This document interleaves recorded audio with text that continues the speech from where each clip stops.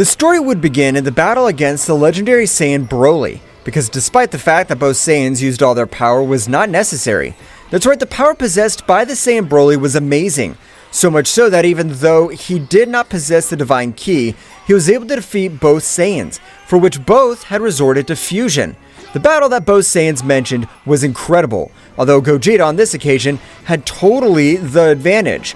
The Saiyan Broly did not let to release his power, so at the passage of a few moments, Gogeta would access the Super Saiyan Blue, with which he had taken the battle much more seriously, in which, from a great attack, he was about to end Broly's life. However, with the help of the Dragon Balls, Broly was teleported to his planet. The fusion of the powerful Gogeta was about to end, observing his entire paranormal. That was fun. I'm still the beast tamer no matter who it is. Instantly, the fusion would end, in which both warriors had returned to normal. But Goku was a little thoughtful about everything that had happened, so which would decide to break his limits once again, to which the Prince of the Saiyans would not be let behind, since the instant Vegeta would communicate telepathically with Whis.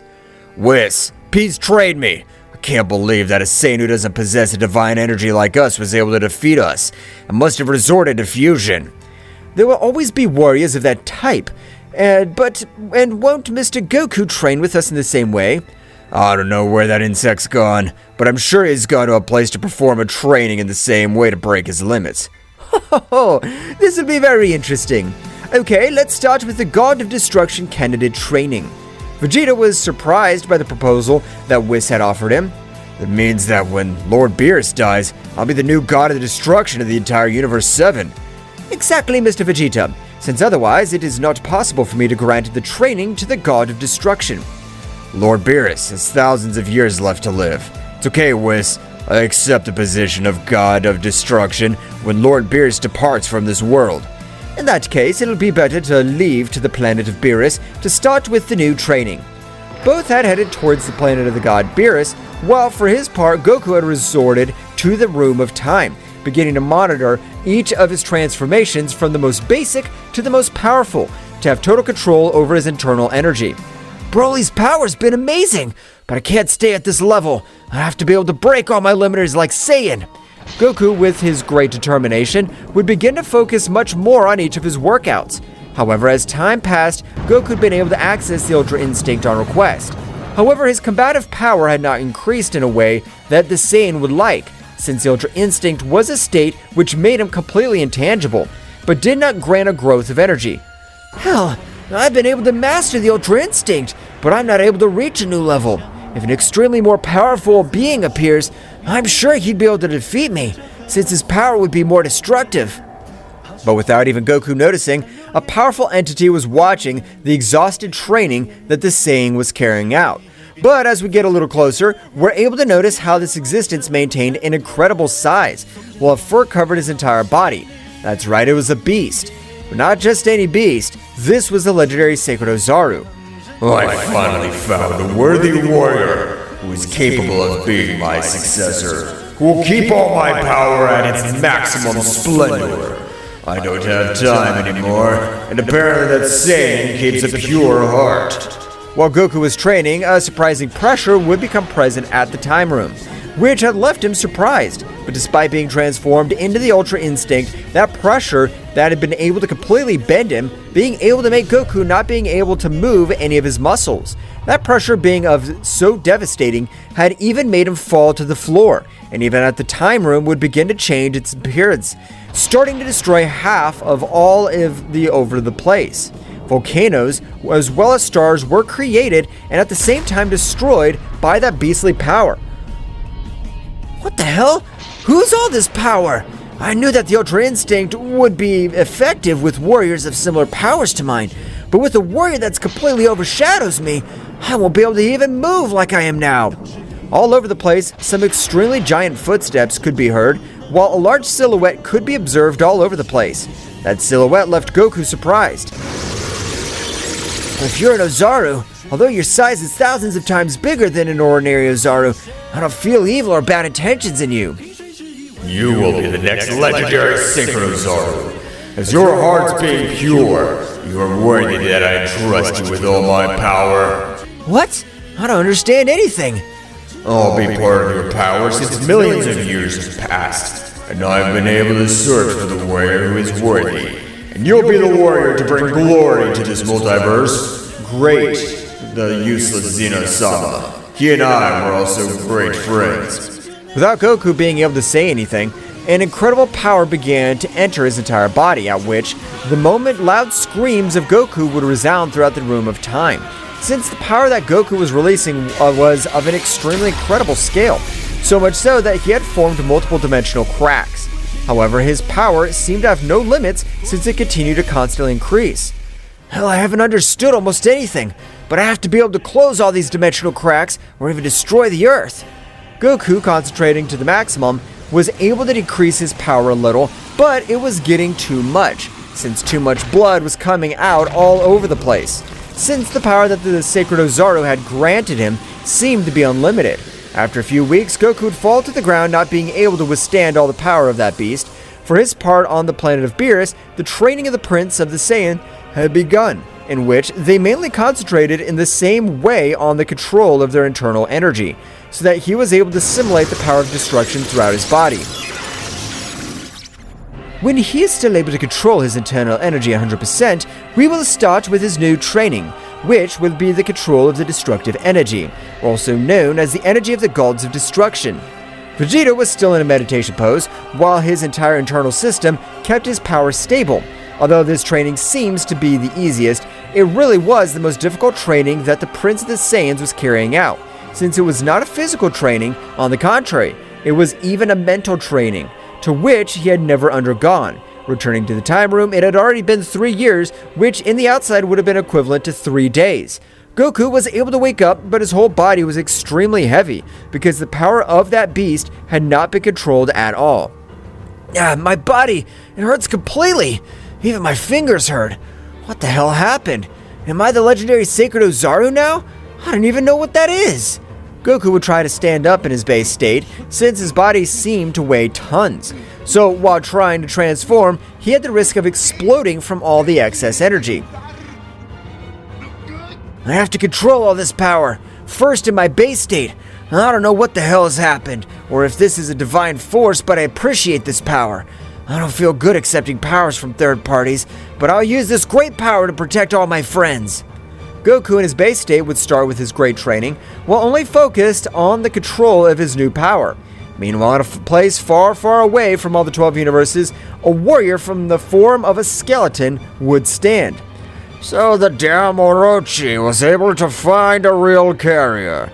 That damn good-for-nothing monkey. I don't care who your carrier is. I will eradicate it. And this time I'll keep your power whether you want it or not. Mezvel, which was the name of this powerful warrior, would start walking all over his castle.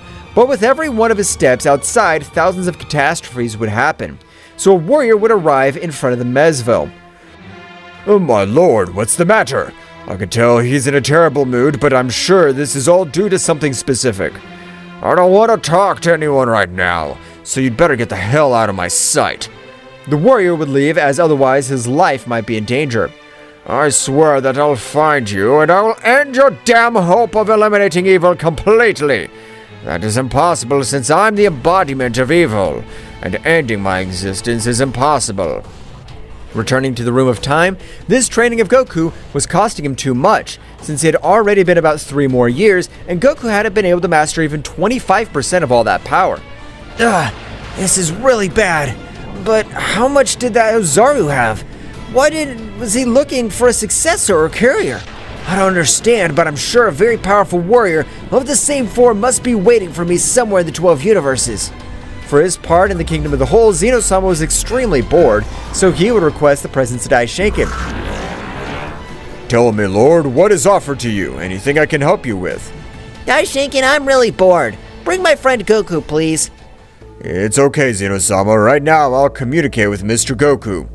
Daishinkan, with his great mental power, would try to communicate with Son Goku, but it would be impossible for him, because he was nowhere in the 12 universes. So Daishinkan, a little bewildered, would go to planet Earth. The instant he arrived, the god of the Earth was surprised to realize that such an existence was in front of him. Pepe, But if this is Daishinkan-sama, the father of all angels and guardian of the mighty Zeno-sama. I don't know how you know my identity, although I assume Mr. Goku must have told you about my existence.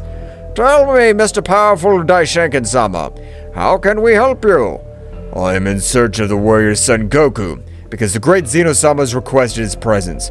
Of course, Mr. Goku is currently training in the time room. Please allow me to take him to where he is. I would really appreciate it. Both would arrive towards the entrance of the time room, for which Dende would leave. Instantly, the Great Priest would enter that dimension, but I was surprised since entering had felt the air pressure had completely changed. That's right, the pressure would even force the Great Priest to expel 35% of all his power, so that he wasn't affected by that great pressure. What is this? What's happening here? It is not more than 4 months that the Tournament of Power was held, and Son Goku's power could not grow in this unreal way. Daishinkan, when observing Son Goku, was surprised since it seemed that he had chosen the imperfect Ultra Instinct as his base state, but the energy that his body released was extremely incredible. Daishinkan, being trained to protect the powerful Zeno-sama, was able to withstand that great pressure, but it was surprising that a simple mortal releases all that power. Daishinkan would get to where he found Son Goku. Oh, I'm sorry, Daishinkan-sama. I hadn't noticed your presence. Tell me, has something happened? He has left me amazed by the power he's been able to achieve in that short period of time. But I'm here because the great Zeno-sama has requested your presence. Oh, I understand. I'm just training now. But can you inform him that in one day I'll go to the Kingdom of the Whole, please? I understand, Mr. Goku. I'll inform you. Daishinkan would leave, so Goku would, with a look of determination and enthusiasm, would say the same. On the remaining day of training, I have to be able to master even 50% of all this power. I want to surprise my friend Zeno, and I also want to have a battle with the Great Priest. So Goku would continue with his training, but while training in all his aura, a great beast would form.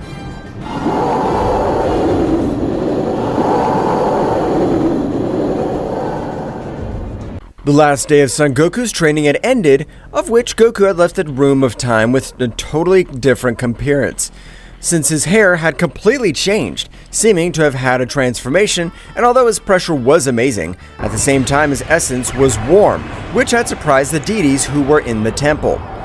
I'm very grateful that I had been allowed to use the time of room. At this moment, I'll leave for the Kingdom of the All, because Zeno-sama's requested my presence. Goku, with his teleportation, was able to reach the Kingdom of the Whole in a matter of seconds, so he had been greeted by Daishinkan, which his amazement was much greater. What's happening? I can't believe the power that Son Goku's able to get in a single day, because until yesterday his power was completely different from now. Hey Daishinkan, just like I said, I'm already here. Okay, Mr. Goku, please, this way. Daishinkan along with Goku would arrive to where Zeno-sama was, who at the moment had rushed against him. I missed you too, little Zen, but what is it that you wanted to talk to me about? I'm really bored. I want to play with you. What do you think? How about if you watch a battle between the High Priest and Mia? Daishinkan, as well as his guardians, were very surprised. Yes, my best friend. Am I guardian fighting? I want to see such a battle. My lord, a battle of that caliber is not recommended, because the power of that High Priest is far superior to the power of his friend. It could even end his life. Don't worry, little Zen. I'm sure you'll get a big surprise. Trust me.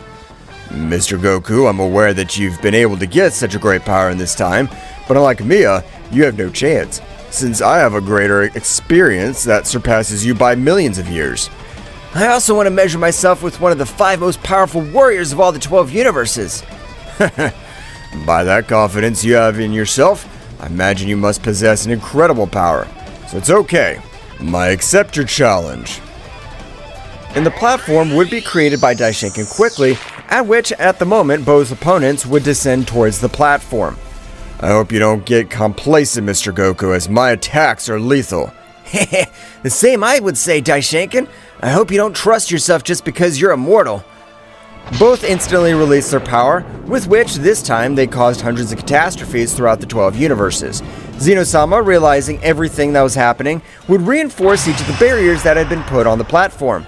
This battle looks like it'll be one of the most fun. At the moment, both warriors began to exchange thousands of blows all over the place.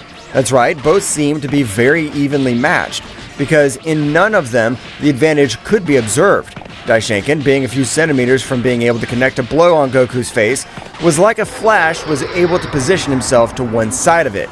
With the double fist, he was able to send him to a different place to the platform, so the battle of both would expand throughout the Kingdom of the Whole. Daishinkan, by impact with the ground, he had created a great devastation all over the place, as the power with which he had been impacted was of another level. Ugh, that hurt, dang it. Where was he able to get so much power from? But the most amazing thing is how his speed exploded in a few seconds. Wow, that was amazing! I can't believe the power my friend Goku possesses. Has Daishinkan been trusted? I can't believe a mere mortal was able to bestow such a powerful blow.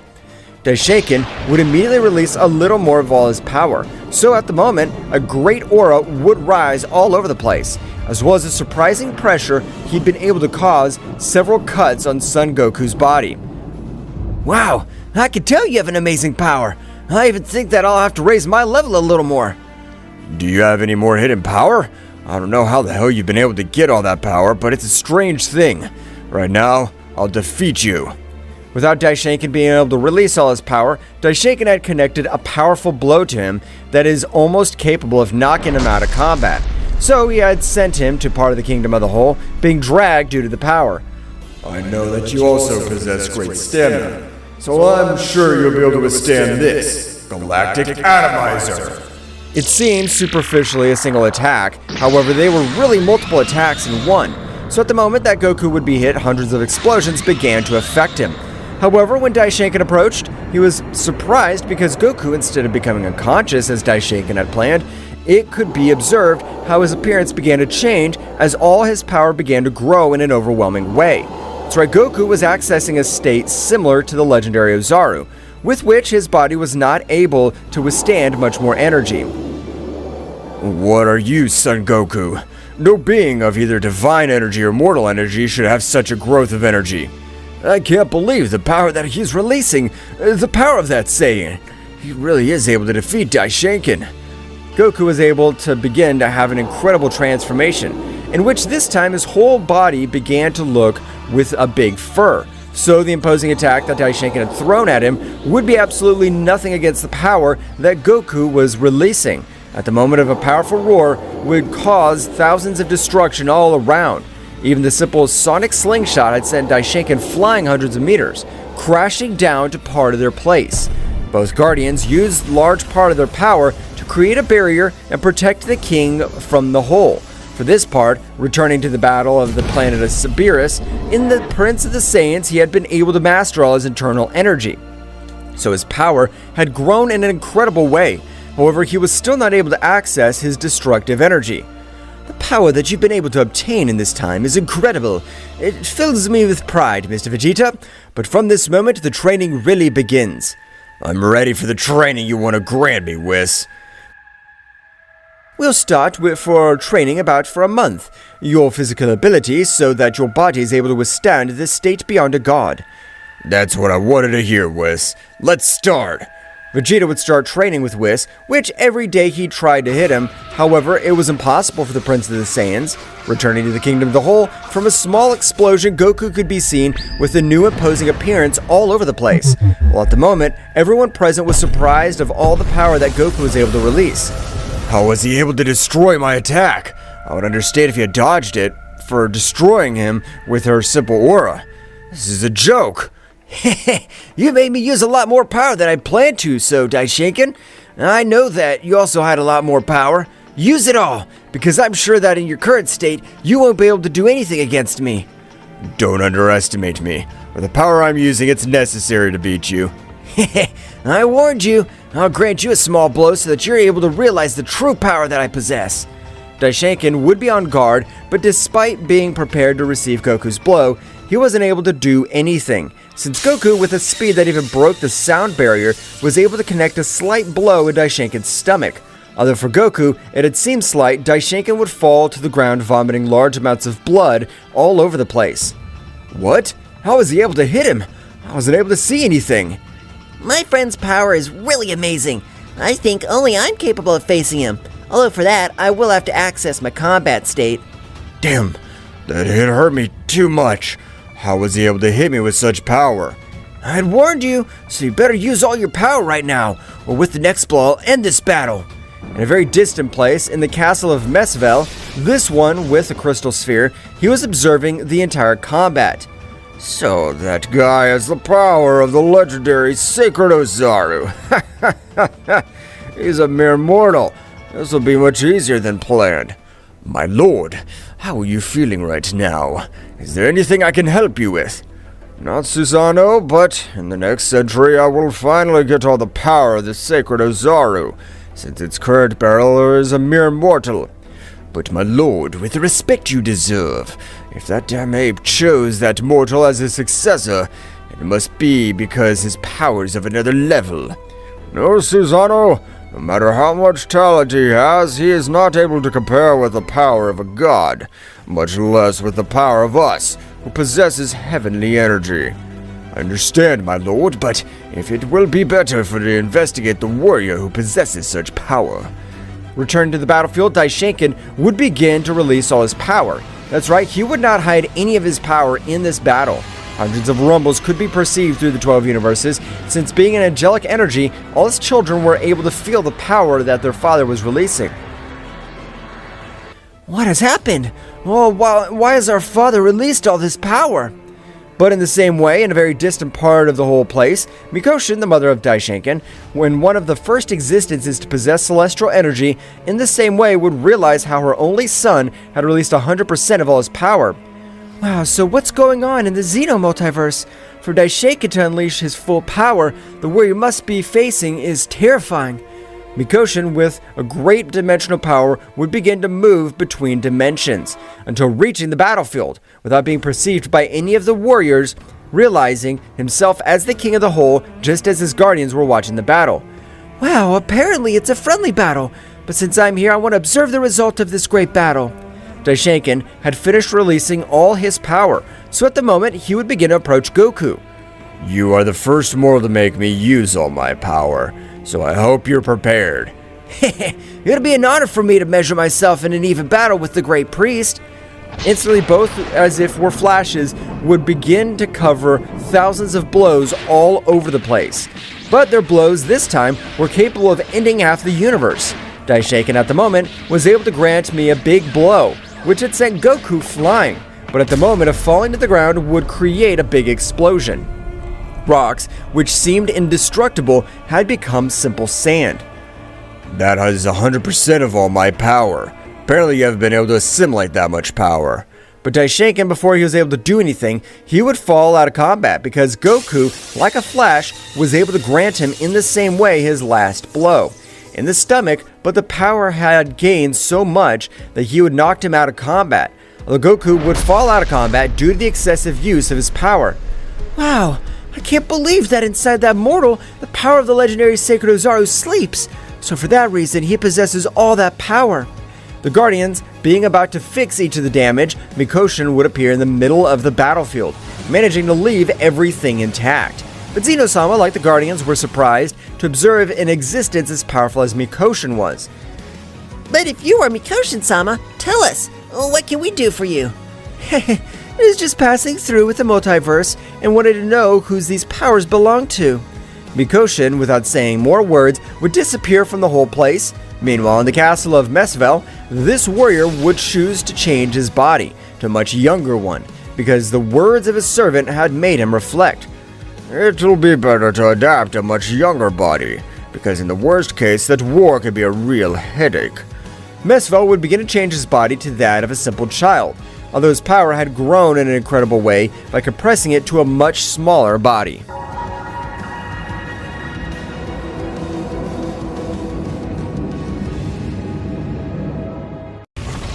The powerful warrior named Mezvel, choosing to have a much younger body, had decided a body of a warrior, although on this occasion, at the moment, of a large crystal had caused a small explosion in the entire castle there were, so his subject would quickly enter into the bedroom of his lord, noticing a small child. I don't know who the hell you are, but I will end your life by entering the territory of a being of celestial energy. Susanoo would wield a great sword, so at the moment with the celestial technique, he was able to make the sword grow hundreds of times. So he was starting to approach towards Mezvel. Hehe, apparently he has not been able to recognize me, but this is perfect to test my new body and to be able.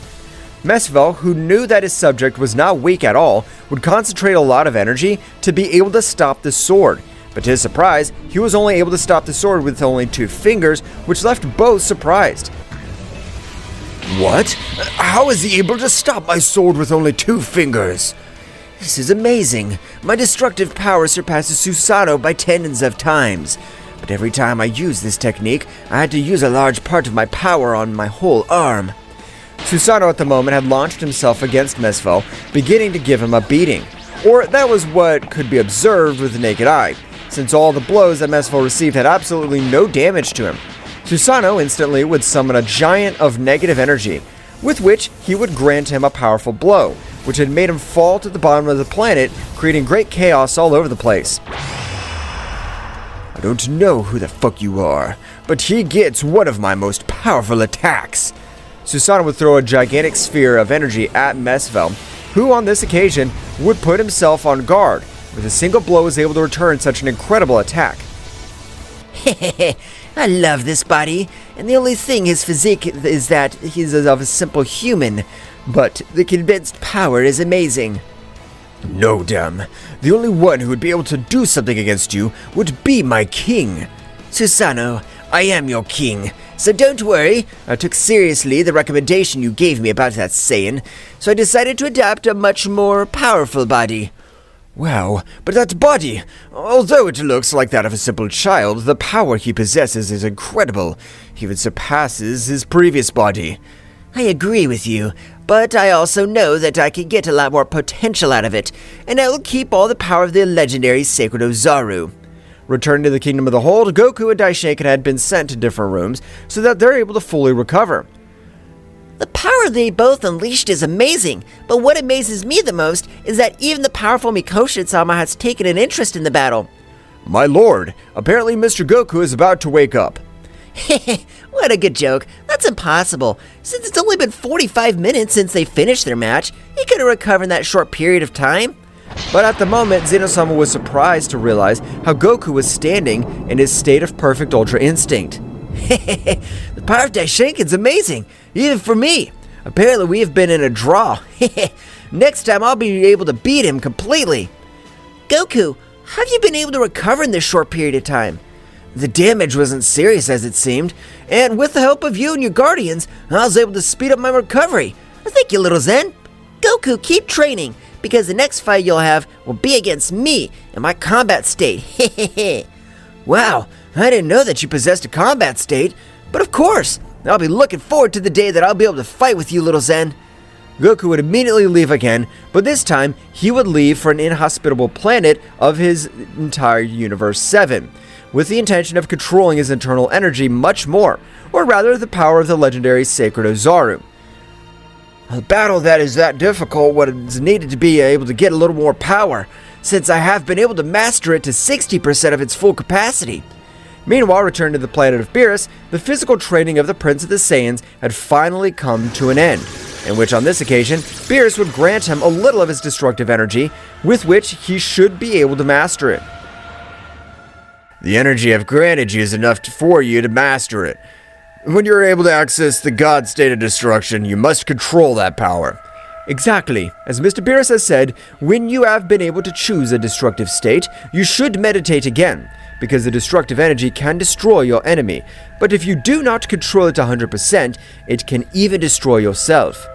I'm sure that I'm able to master that energy, because for the Prince of the Saiyans, there is no limit. Beerus would grant the necessary energy to the Prince of the Saiyans. His body as well as his aura had completely changed, because this time all his power was much more destructive like his aura. The Prince of the Saiyans, of a powerful liberation, and all his power, was able to access the state of a god of destruction. But being a Saiyan, I would call that transformation as the state of Ultra Ego. It's amazing how Mr. Vegeta has been able to achieve it in this short period of time. It amazes me. I agree with you, Whis. I'm sure that the next time in which Goku and Vegeta face each other, Goku won't stand a chance against Vegeta. This power is amazing. I feel like I could defeat any warrior. Don't let yourself be carried away and influenced by power, as you must be able to control it 100%, because the energy drain in such a state's overwhelming. Mr. Vegeta, at this time we start with the mental and spiritual training again, but this time so that you'll be able to control all that power of the god of state of destruction. Alright, Whis. Although I already want to start with physical training, I'll try my new powers. All the take is easy, Mr. Vegeta. All you have to do is have a good foundation in controlling your energy, or irreparable damage may incur in your energy system. Vegeta in his new state would begin to master all his power completely, while being watched by Whis and Beerus. Hey, Whis, how long do you think it'll take him to master his power 100%? I have no idea, Mr. Beerus, although, with the pace you are going in the past training, I think it shouldn't take you more than 2 months. I think it's very little time, since even I take years to be able to enter the Master of the God of Destruction state. But there is a big difference between you and Mr. Vegeta, because for his part, he wants to become much more powerful, unlike you. Whis, that's not a joke, only that I've been a prodigy. I don't see the point of training, if even without training I'm the most powerful God of Destruction. Lord Beerus, do not be confident, because in every universe you will always be able to appear much more powerful than warriors who can overcome your power with incredible ease. Don't be stupid, Whis.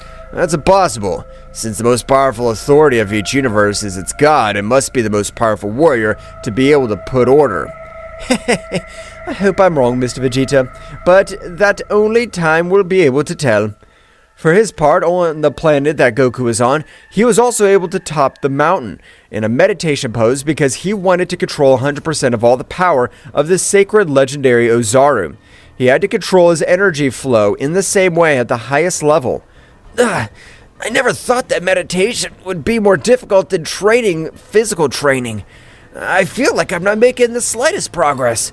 But Goku, at the moment of releasing his power, or rather, what he had controlled on this occasion, at the moment of releasing it, an incredible Ozaru could be observed through Universe 7. Because its size was colossal, such Ozaru, it could be observed from the planet of Beerus. What's that? I also feel an incredible pressure. Is that about that beast? Even my body feels an incredible terror. I don't know, Mr. Beerus, but apparently that's the observation of trainings the Saiyans used to use when observing the full moon. Vegeta, who was also meditating, felt his whole body tremble because of such incredible power on the part of the Ozaru. So the moment Vegeta opened his eyes, he was surprised to observe such an incredible Ozaru. What is this surprise to be? The size of an Ozaru can't reach such scales. Even if I feel it, it's releasing an amazing pressure. Vegeta, we don't know if that power is about a new ally or a new enemy, so we ask if you could come with us. Of course, Whis. I'll go. Because that Ozaru just gives me more to understand something. A Saiyan has so much power to transform to such size. The three warriors left quickly to where the energy center of that Ozaru was located. For his part, even Goku had been surprised of the incredible power that his own body gave off. So at the moment, in his mind, the sacred Ozaru would communicate with Goku. That is the representation of my spirit form.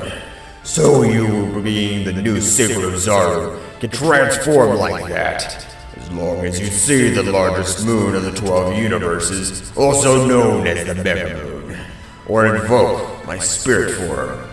Oh, I understand. I appreciate it very much, and I promise that I'll be the warrior to whom you have many expectations.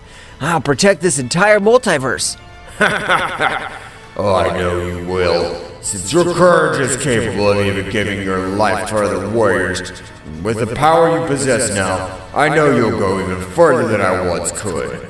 After a few minutes, the deities along with Vegeta had arrived on that planet, in which the Ozaru had already disappeared. But everyone was surprised to find Goku meditating, while his aura remained calm and likewise released a pressure that would intimidate any warrior. Mr. Goku, was the Ozaru that could be seen a few moments ago a part of your power? So long without seeing them. And you're right, Whis. I don't control my power 100%, so I released a new technique that I've been perfecting. Don't say stupid things, Insect. You haven't had the divine training. You can't have a power greater than mine. How about we have a little combat like the old days? I can't feel Son Goku's power in full, but I'm sure Vegeta can't lose against Son Goku, since Vegeta's under the teachings of an angel. That's been able to master part of his destructive energy. We can't be so sure of that, since the power of Mr. Goku has left me surprised, because he is even able to make my body shudder. Vegeta would begin to access the Ultra Ego, since his body asked him to release all his power, so even the Prince of the Saiyans would release a power beyond the body his own body supported. However, very close to the warriors, Mezvel would be watching everything that happened, being prepared to attack Goku at the right time. Wow, Vegeta, I can tell you have an amazing power, but don't be able to do anything against me.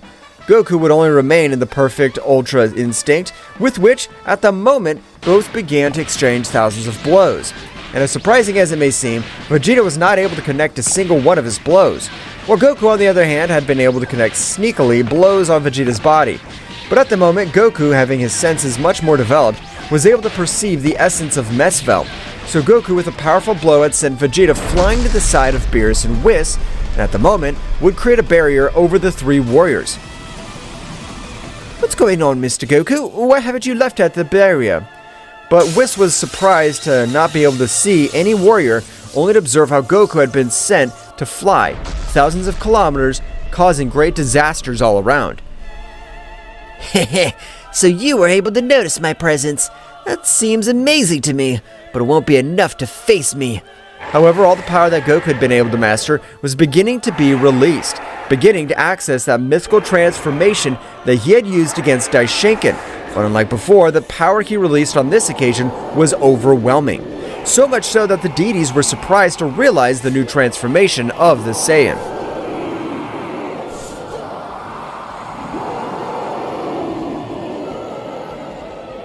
The incredible power of Goku would be present for each of the 12 universes, even being so much that it had been perceived up to the Kingdom of the Whole, which would even attract the attention of the great figures of that place.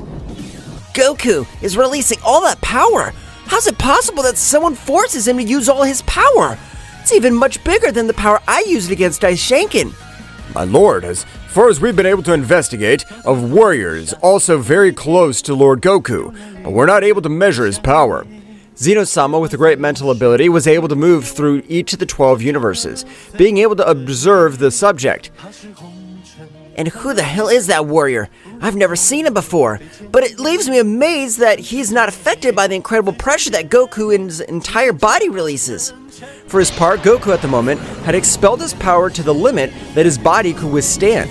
So instantly, Goku, as if it were a flash, would grant him a powerful blow, causing a great disaster due to the power.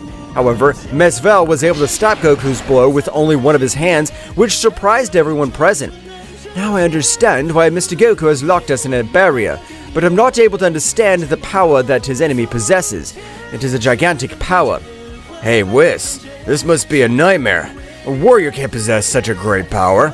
I agree with you, Mr. Beerus. I don't know how Mr. Goku's been able to get all of this power in this short period of time, but to the warrior he's facing, even we angels wouldn't be able to do something to him. Again, they observed how Goku had been sent to fly thousands of kilometers all over Universe 7. So at the moment, Meszvel would also move at a flashing speed, which at the moment, he was able to give him a beating.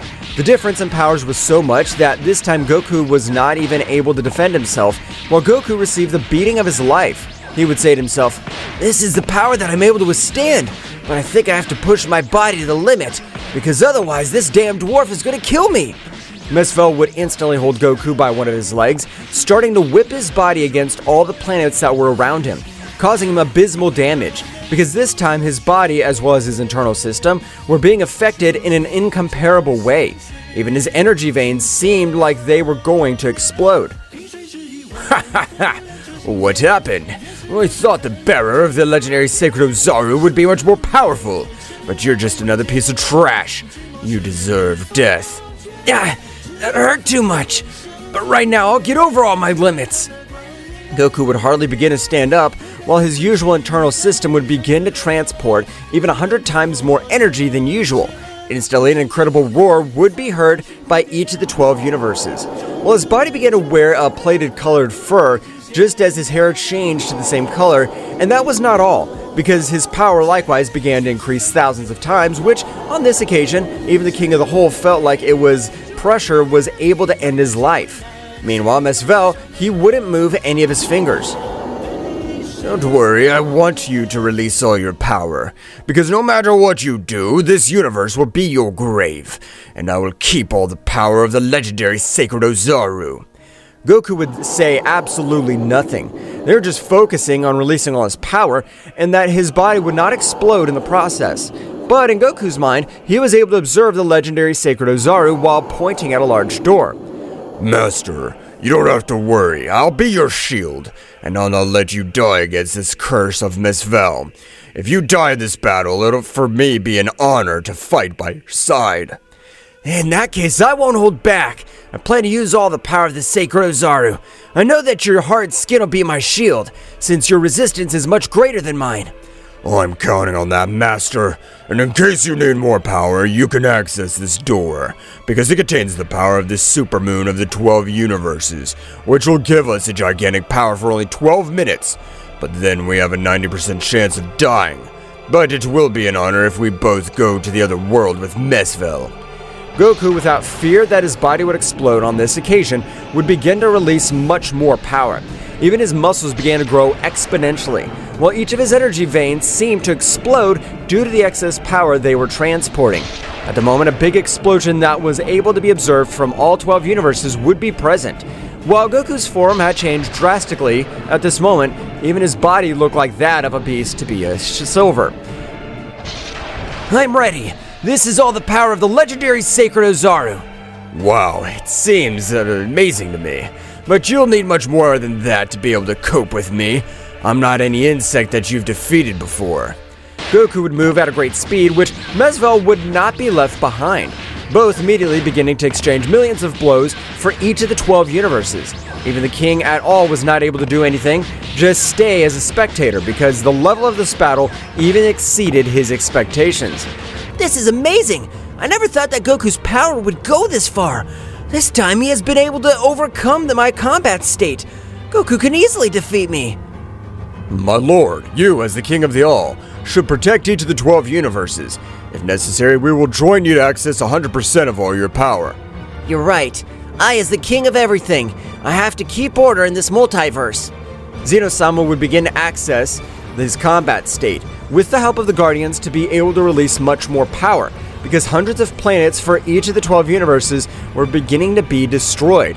And with this, the lives of thousands of inhabitants, Zeno-sama would instantly be able to access his combat state, with which, without wasting time, he would move to the center of the 12 universes, in which he began to channel a large part of all his power, with the intention of placing barriers in each universe and planets. Meanwhile, returned to the Kingdom of the All, Daishinkan finally would have woken up after his great battle against Goku. But he was surprised, being dragged to the ground by a surprising pressure which even did not let him breathe normally. What the hell's going on? I can't believe all this power is being released in Universe 7. Maybe a new enemy has appeared? Daishinkan at the moment would also expel a large part of all his power, being able to feel the essence of the powerful Zeno-sama. So at the moment, he would quickly reach the side of his king, being surprised, as the king of all is channeling all his power in order to protect each of the 12 universes. My lord, an apology, but what is happening? Who are the beings that are causing such devastation in the 12 universes? Zeno-sama, being channeling his power, he could not explain what happened to Daishinkan. So at the moment, he would transmit everything that happened. Thanks to an incredible mental power, Daishinkan was surprised in the same way he would begin to channel his power to protect each of the 12 universes. My lord, if we do it together, it'll be much easier, and we must trust in Mr. Goku. He will be the savior of this timeline. Returning to the battlefield, both warriors at this moment seemed very equal, since the blows that both were awarded were very similar, as well as the power. However, Goku's power while the battle was going on would begin to plummet, while Meszvel had only used 66 of all his power. So he was very confident. Instantly, Mezvel would increase his power to 80%, being able to deal with an impressive blow, destroying the planet on which Goku would be thrown. I realize that you possess a great power, but that'll not be enough for you to be able to do something against me. You're still a simple worm. Goku's body would expel large amounts of blood as he started crawling all over the place, due to his limbs having been completely destroyed. Damn it. Us being the deities of the universe, we're not able to do anything. This irritates me. But Mr. Beerus, we are not able to do anything since we don't even possess the necessary power to get out of this barrier. No, Kakarot still has an ace up his sleeve. I know him. I know he won't give up so easily. We trust you, insect. Mezvel would immediately begin to approach, while he began to carry a small sphere of energy in the palm of his hand. But to his surprise, Goku's power on this occasion had completely changed, because his fur would disappear while celestial marks began to appear all over his body. Just as all his power created to be felt by the beings of Common Divide energy, that's right, Goku had accessed the door of the 12 Supreme Moons, or likewise known as the 12 Universal Moons, which gave him an unreal power to Sacred Ozaru. Goku, being its carrier, was able to benefit from all that power, which on this occasion would even cause a chill throughout Mezvel's body, because the energy he released was in the same power dimension. He was no longer inferior to Mezvel, which left him surprised. Damn, I don't know where you're able to get so much power from, but it doesn't matter. Since your body is in pieces, you won't be able to master all that power. Goku of a small explosion could be observed with a much more intimidating appearance, while his cold gaze watched Mezvel fixedly. I don't care who the hell you are, nor because you want the power that has been granted to me, but by putting each of the 12 universes at risk, I intend to annihilate you. Mezvel on this occasion, before being able to say anything, he was thrown towards some rocks with a superhuman power, which would even destroy several of his ribs in the process, which would cause Mezvel to vomit large amounts of blood all over the place. Ugh. How was he able to hit me with that incredible speed? I was only able to see a flash, but I'm not able to notice when it hit me. I'll have to use 100% of all my power because this battle's taking much longer than planned. Mezvel would instantly release 100% of all his power, with which he had similarly thrown himself against Goku. At the moment, both began with the final battle of the Divine Kingdom. The blows that both were granted at this moment were blows capable of destroying universes. Goku was immediately receive a powerful blow, being sent flying. But while Goku fell, he was able to summon a part of the body of the Sacred Ozaru, which with the powerful roar was able to also send him flying. Both would fall into terrible conditions, even his legs were shaking due to the excess energy. Damn worm, it's a good choice to have chosen to have a new body, otherwise I would have died a long time ago. But this body has much more power. Mezvel at the moment would release much more power than his body was able to withstand. The power, despite being surprising, had subtracted a large part of his speed, which Goku would take advantage of to grant him thousands of blows all over the body, being able to destroy several energy veins. Meanwhile, in the castle of Mezvel, Susanoo, who was watching everything that happened in the same way, had been very surprised. I can't allow my king to be hurt like this. I have to do something because otherwise my king may lose his life. This was how Susanoo at a great speed would begin to move throughout the infinite space, while Goku began to destroy every part of his resistance with the intention of causing a big explosion with which he would be able to end Mezvel's life once and for all. Damn, I only have 2 minutes left of all this power. I have to make it. Goku even activated his iconic technique, the Kaio-Ken, increased 100 times. His power would explode. However, the time would be shortened to only 1 minute, in which Goku would use his powerful Dragon Punch, destroying almost all his energy veins. But at the moment, Goku at a great speed would move towards Mezvel. If I die, it'll be an honor to end the life of one of the most powerful warriors I've ever faced, so there's nothing to lose. Goku at the moment was able to channel all his energy, while in the same way, energy from all the 12 universes gathered in his body. Without warning, a gigantic explosion would begin to pulverize both warriors. On the other hand, the shield of the Sacred Ozaru was supporting the explosion, while Mezvel was beginning to perish immediately, but Susanoo would arrive, being able to save his life. Although this in the same way had ended with fatal wounds all over his body, Goku at the moment would fall to a planet, being aided by the divine beings, which after a while, they'd been made a statue in his name. Meanwhile, returned to the realm of the Meszvel, he was at rest for several months, in which he still did not wake up. But if he did, he had a clear goal: to finish with the bearer of the Sacred Ozaru completely.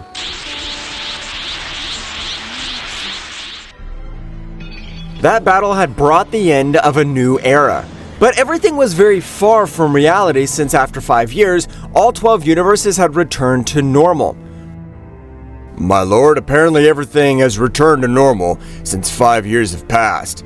Mezvel's power has been completely lost. It's true that Mezvel's power has completely disappeared, but I don't know why I'm still feeling very intrigued. I feel like none of this is over. Understand, sir. In the same way, I will inform all the gods and angels to remain on alert, in case any anomaly occurs. Daishinkan would use his mental power, with which he was able to communicate with each of the angels to communicate to them the information of the great Zeno-sama. Gods and angels, I want you to continue to be on alert, as something's not right in the 12 universes, as it seems we are still on high alert. As you command, Daishinkan-sama.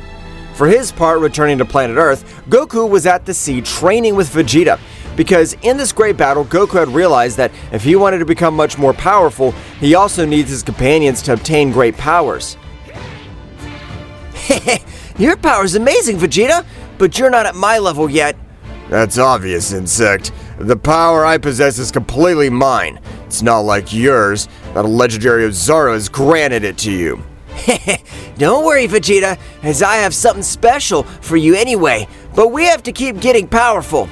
Their battle would spread throughout the planet Earth without causing damage, so at the moment Goku with a powerful blow was able to send Vegeta flying, knocking him out of combat, creating a small explosion all around. Phew! Luckily, we have moved far away from the city, otherwise hundreds of people have been affected by this chaos. Goku would begin to approach where Vegeta had fallen, so he would realize that the Prince of the Saiyans was completely shocked. Well, I've had enough. No matter how hard I try, you always find a way to surpass me. But I promise I don't plan to stay behind you, Kakarot. Apparently it's momentum, Vegeta. We better go to the time room, as we'll start with a great workout. No, dim worm. At the moment, I have no mood to train with you anymore. I want to become much more powerful on my own. Vegeta, please trust me, because at this moment, we both will be able to become much more powerful. It's okay, damn insect, but if it's one of your stupid things, I'll leave. Both warriors at a great speed had headed towards the time room. The instant they entered, Goku would expel a large part of his power because he had been able to combine all the power of the sacred Ozaru with his Ultra Instinct state. Due to this, a great light would rise all over the place, while an incredible pressure would fall on Vegeta's entire body. What the hell is this insect? But I'm not planning to let you overshadow me. Vegeta, despite the fact that his bones were destroyed, he would give it a little smile, expelling the power of the authentic god of destruction. That's right, and all this time Vegeta had been able to master the power of a god completely, with which he was able to repel Goku's incredible aura a little. Despite not repelling it completely, Vegeta was able to stand up with a little difficulty. What is this Kakarot supposed to be? No matter what kind of training it is, your power is much greater than mine. I have to accept it. This is not the Vegeta that I know, because the Vegeta that's my rival would never let me overcome him so easily. And you're right, this power is partially thanks to the Ozaru, but I'll not only be the Supreme Ozaru, because you're my partner, deserves to be too. What? What the hell are you telling me? I don't understand what you're telling me. Goku at that moment, with a quick movement, was able to give him a slight blow in his heart. But that blow was different, because instantly an incredible power would begin to travel through Vegeta's body, while his chest began to burn in an amazing way. Vegeta would instantly expel his power, managing to raise an incredible aura of purple fire. That's right, it was the color of a god of destruction of his destructive energy. I'm sure Vegeta will be able to master the power of the Supreme Ozaru. For that reason, I've been reserving a part of that power. Vegeta at the moment, an incredible scream would generate a huge explosion all over the place. But to the surprise of even Goku, Vegeta had ascended to the state of a giant Ozaru, starting to destroy everything around him. Goku would try to reason with Vegeta, but it was impossible for him.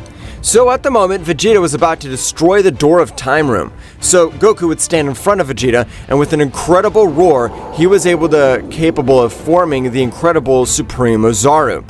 I'm so sorry, but what's with all this floating power? Although I've transformed into an Ozaru, what is this all about?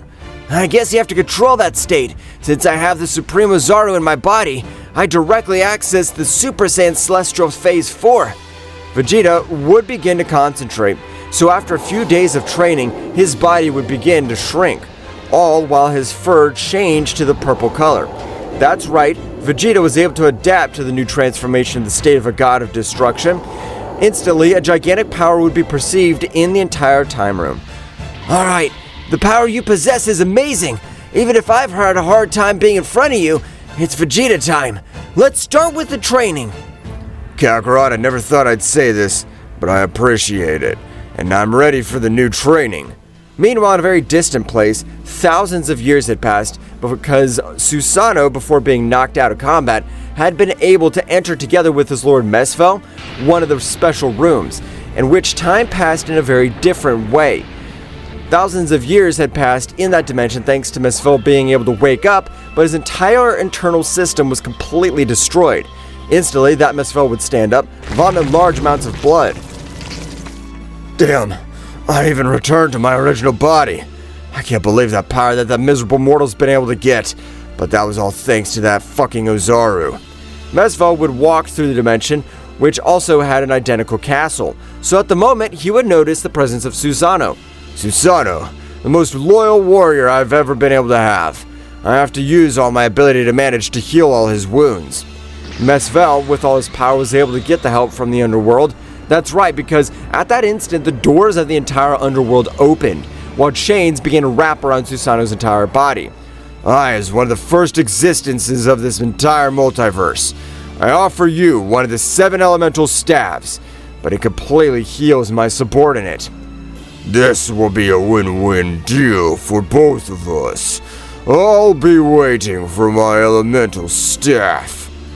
The power of the entire underworld was able to completely heal Susanoo, who had been able to recover his power completely, managing to wake up a little altered. What happened? Where am I? But my lord, you've already woken up. But you should be taking a break. Susanoo, I thank you for having been my most faithful and loyal soldier. But I did not want to share my fate, since I've only gotten into this war. No, my lord, we have not given up yet. At this moment, I, the mighty Susanoo, give you all my power and become part of you. Don't say stupid things, Susanoo. We don't have the required power to take down the damn Supreme Ozaru. I trust you, my lord. You are the ruler of the whole Dark Kingdom. Susanoo would transform into a kind of dark energy, starting to enter Mezvel's body. That's right, his most loyal warrior was able to sacrifice himself and become part of his power. So at the moment, Mezvel was able to assimilate all that great power, managing to destroy all that dimension. But before the divine beings are able to perceive his power, he would be able to reduce it quickly.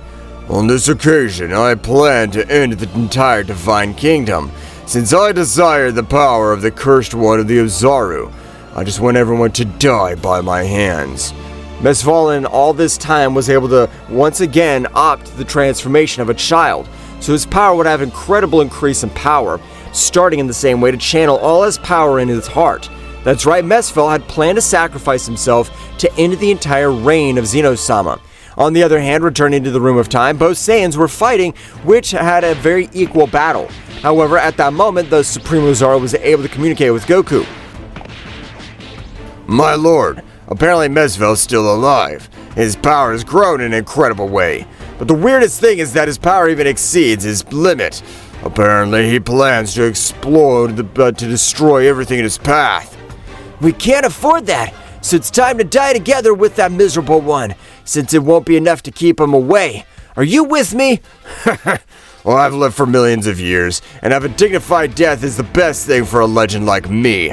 I can also die peacefully knowing that a warrior named Vegeta also possesses the power of the Supreme Ozaru. Goku, with a quick movement and using much more power, was able to knock Vegeta out of combat. So he would stretch out one of his hands, making Vegeta quickly recover. But he was still out of combat. That'll be enough, because this will not be a battle. It'll only be the end of something that should have never started. I agree with you, Master. It's time to make. For his part, in the entire realm of all, Mezvel was able to appear. That's right, the realm of the great Zeno-sama was equally considered the center of all the 12 universes. I never thought I'd say this, but I'm not interested in power anymore. I just want to end all you miserable. Mezvel, please stop, because if you detonate all that incredible energy, even you will die. Everything that is in this universe will be reduced to simple atoms. Don't you think it's funny? All this will be in the name of my most faithful warrior, Susanoo, so we will all die. Mezvel's heart would start beating much faster, but instantly Goku was able to appear in front of everyone. I've been able to realize your intentions, but apparently, for your energy to be able to explode, it must take about 5 minutes. In that time, I'll be able to get away from all this place. Goku quickly would begin to access the Super Saiyan Almighty God. That's right, Goku in all this time was never able to master that transformation, since the price for using it was the destruction of each of his bones. Apparently you're also willing to die, but I don't want to just end your life. I want to end all these universes. I will let you do that, because of all these multiverses, I am the protector. Goku would begin to grant him millions of blows, with which he would begin to out of control Mezvel's energy. That's right, Mezvel, having collected all that energy, his body was hundreds of times heavier than before, so he wasn't able to dodge Goku's attacks. Mr. Goku will be able to take the victory. He's able to completely overcome. No, my best friend is planning to die with Mezvel, because in case of not holding him or holding them, Mezvel was able to explode in these universes. When Goku realized that Mezvel's energy would begin to gather in the great intensities, he would hold him tightly by the neck, beginning to move through millions of temporal cracks, beginning to be able to move away to millions of light years, in which his explosion would not be able to cause damage to the Divine Kingdom. On the other hand, returning to the Room of Time, Vegeta would wake up with an incredible headache. Ugh, my head hurts too much. That damn insect in all this time anyway was holding back. But the mental power would be relieved at that instant. Vegeta, at this moment I leave the protection of the entire planet Earth in your hands. Since I plan to die in this last battle, you will be the warrior who will bring peace to all the 12 universes. And in your body lies the power of the Supreme Ozaru. I trust you, Prince Saiyan. Vegeta would quickly leave the Room of Time, realizing how an incredible power was moving away from all 12 universes. The moment Vegeta would try to come, he would be held tightly by Beerus and Whis. Mr. Vegeta, please stop. Mr. Goku informs us that you would try to do something like this. Whis, let me go, damn it! There's another option. I won't let Kakarot die. But in that instant, 4 gigantic powers had united into one. So a tremendous explosion would be seen by every warrior of the 12 universes. While the power of Goku and Mezvel completely disappeared, that's right, the essence of the Supreme Ozaru God had completely disappeared. Friend Goku, the sacrifice you made will never be forgotten. I want them to make a big statue in each of the 12 universes, because thanks to you, we're still alive. Damn insect, I didn't think you'd be able to leave me in such a big responsibility as taking care of these insects. But believe me, Kakarot, I'll meet your expectations. This is how the two rivals had completely perished, as well as the Supreme Ozaru, along with his carrier son Goku, who would be remembered forever due to their great feats.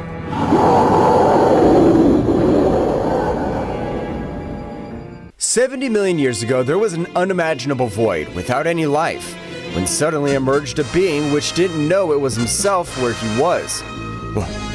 What's going on? What am I? I can't see anything. What is this immense void? What he didn't know was, until that moment, was that he was an omnipotent being who was going to create everything known as the universe. He would even create a whole multiverse full of different types of life in order to find at some point an individual who could match or surpass the strength of his son called Zeno-sama. In Zeno-sama's palace, 30 million years after the birth of Zeno-sama's father, he introduces himself to his son. Zeno-sama, my son, you've grown strong and apparently you've become very powerful over the centuries. Father, I've always felt that my existence has no purpose. I often get bored. Why did you bring me to life to be bored? 70 million years ago, there was a void from which I was created.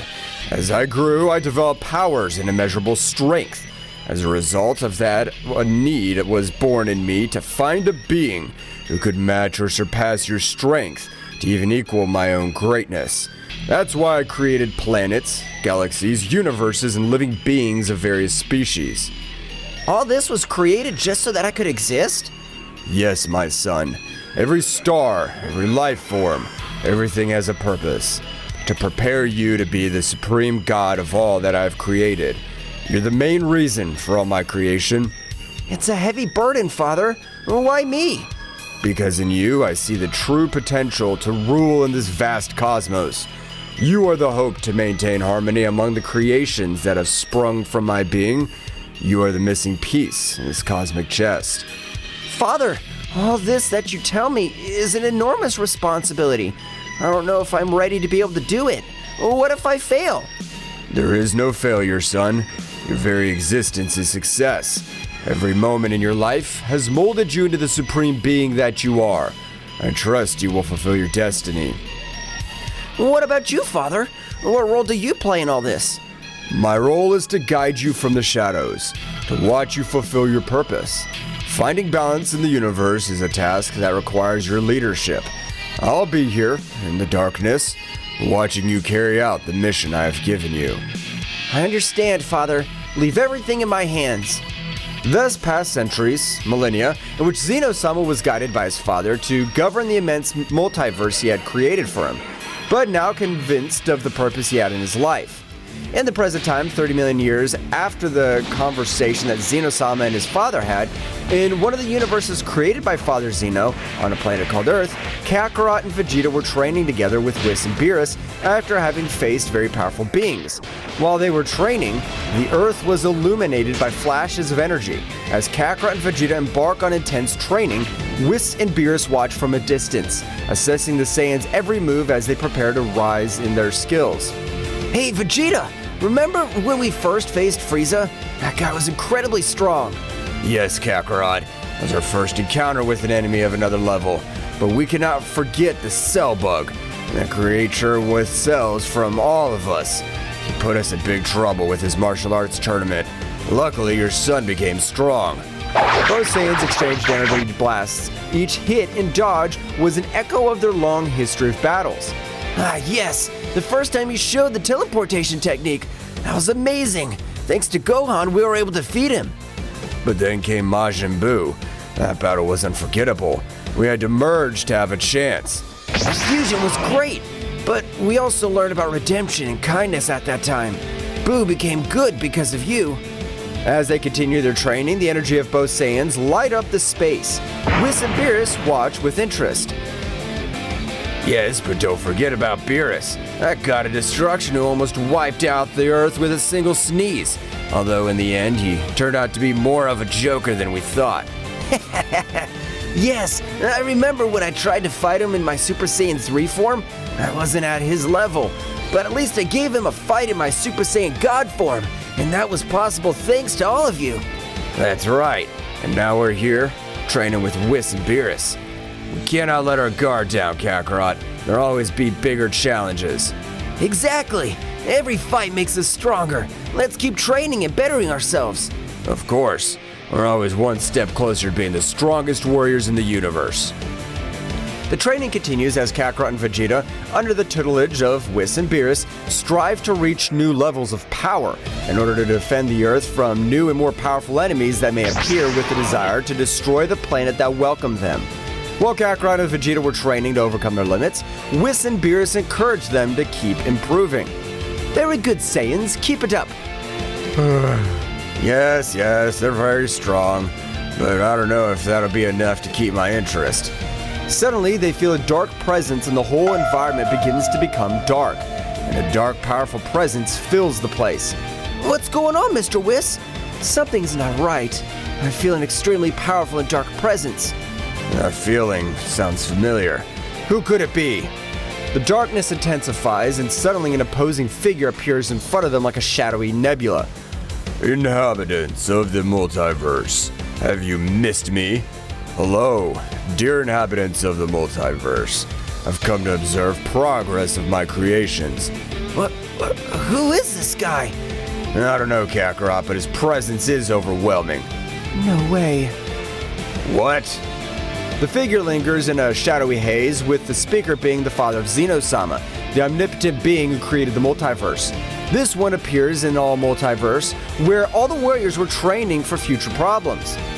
This guy is the father of Zeno-sama, the creator of everything we know of universes beyond our imagination. I didn't think we'd ever see him. Sir, your arrival is unexpected. Forgive the insolence, but to what do we owe you presents? The inclination of Whis and all the angels of different universes is because they have knowledge of who was the father of Zeno-sama. For that reason, they have a great fear and respect for him.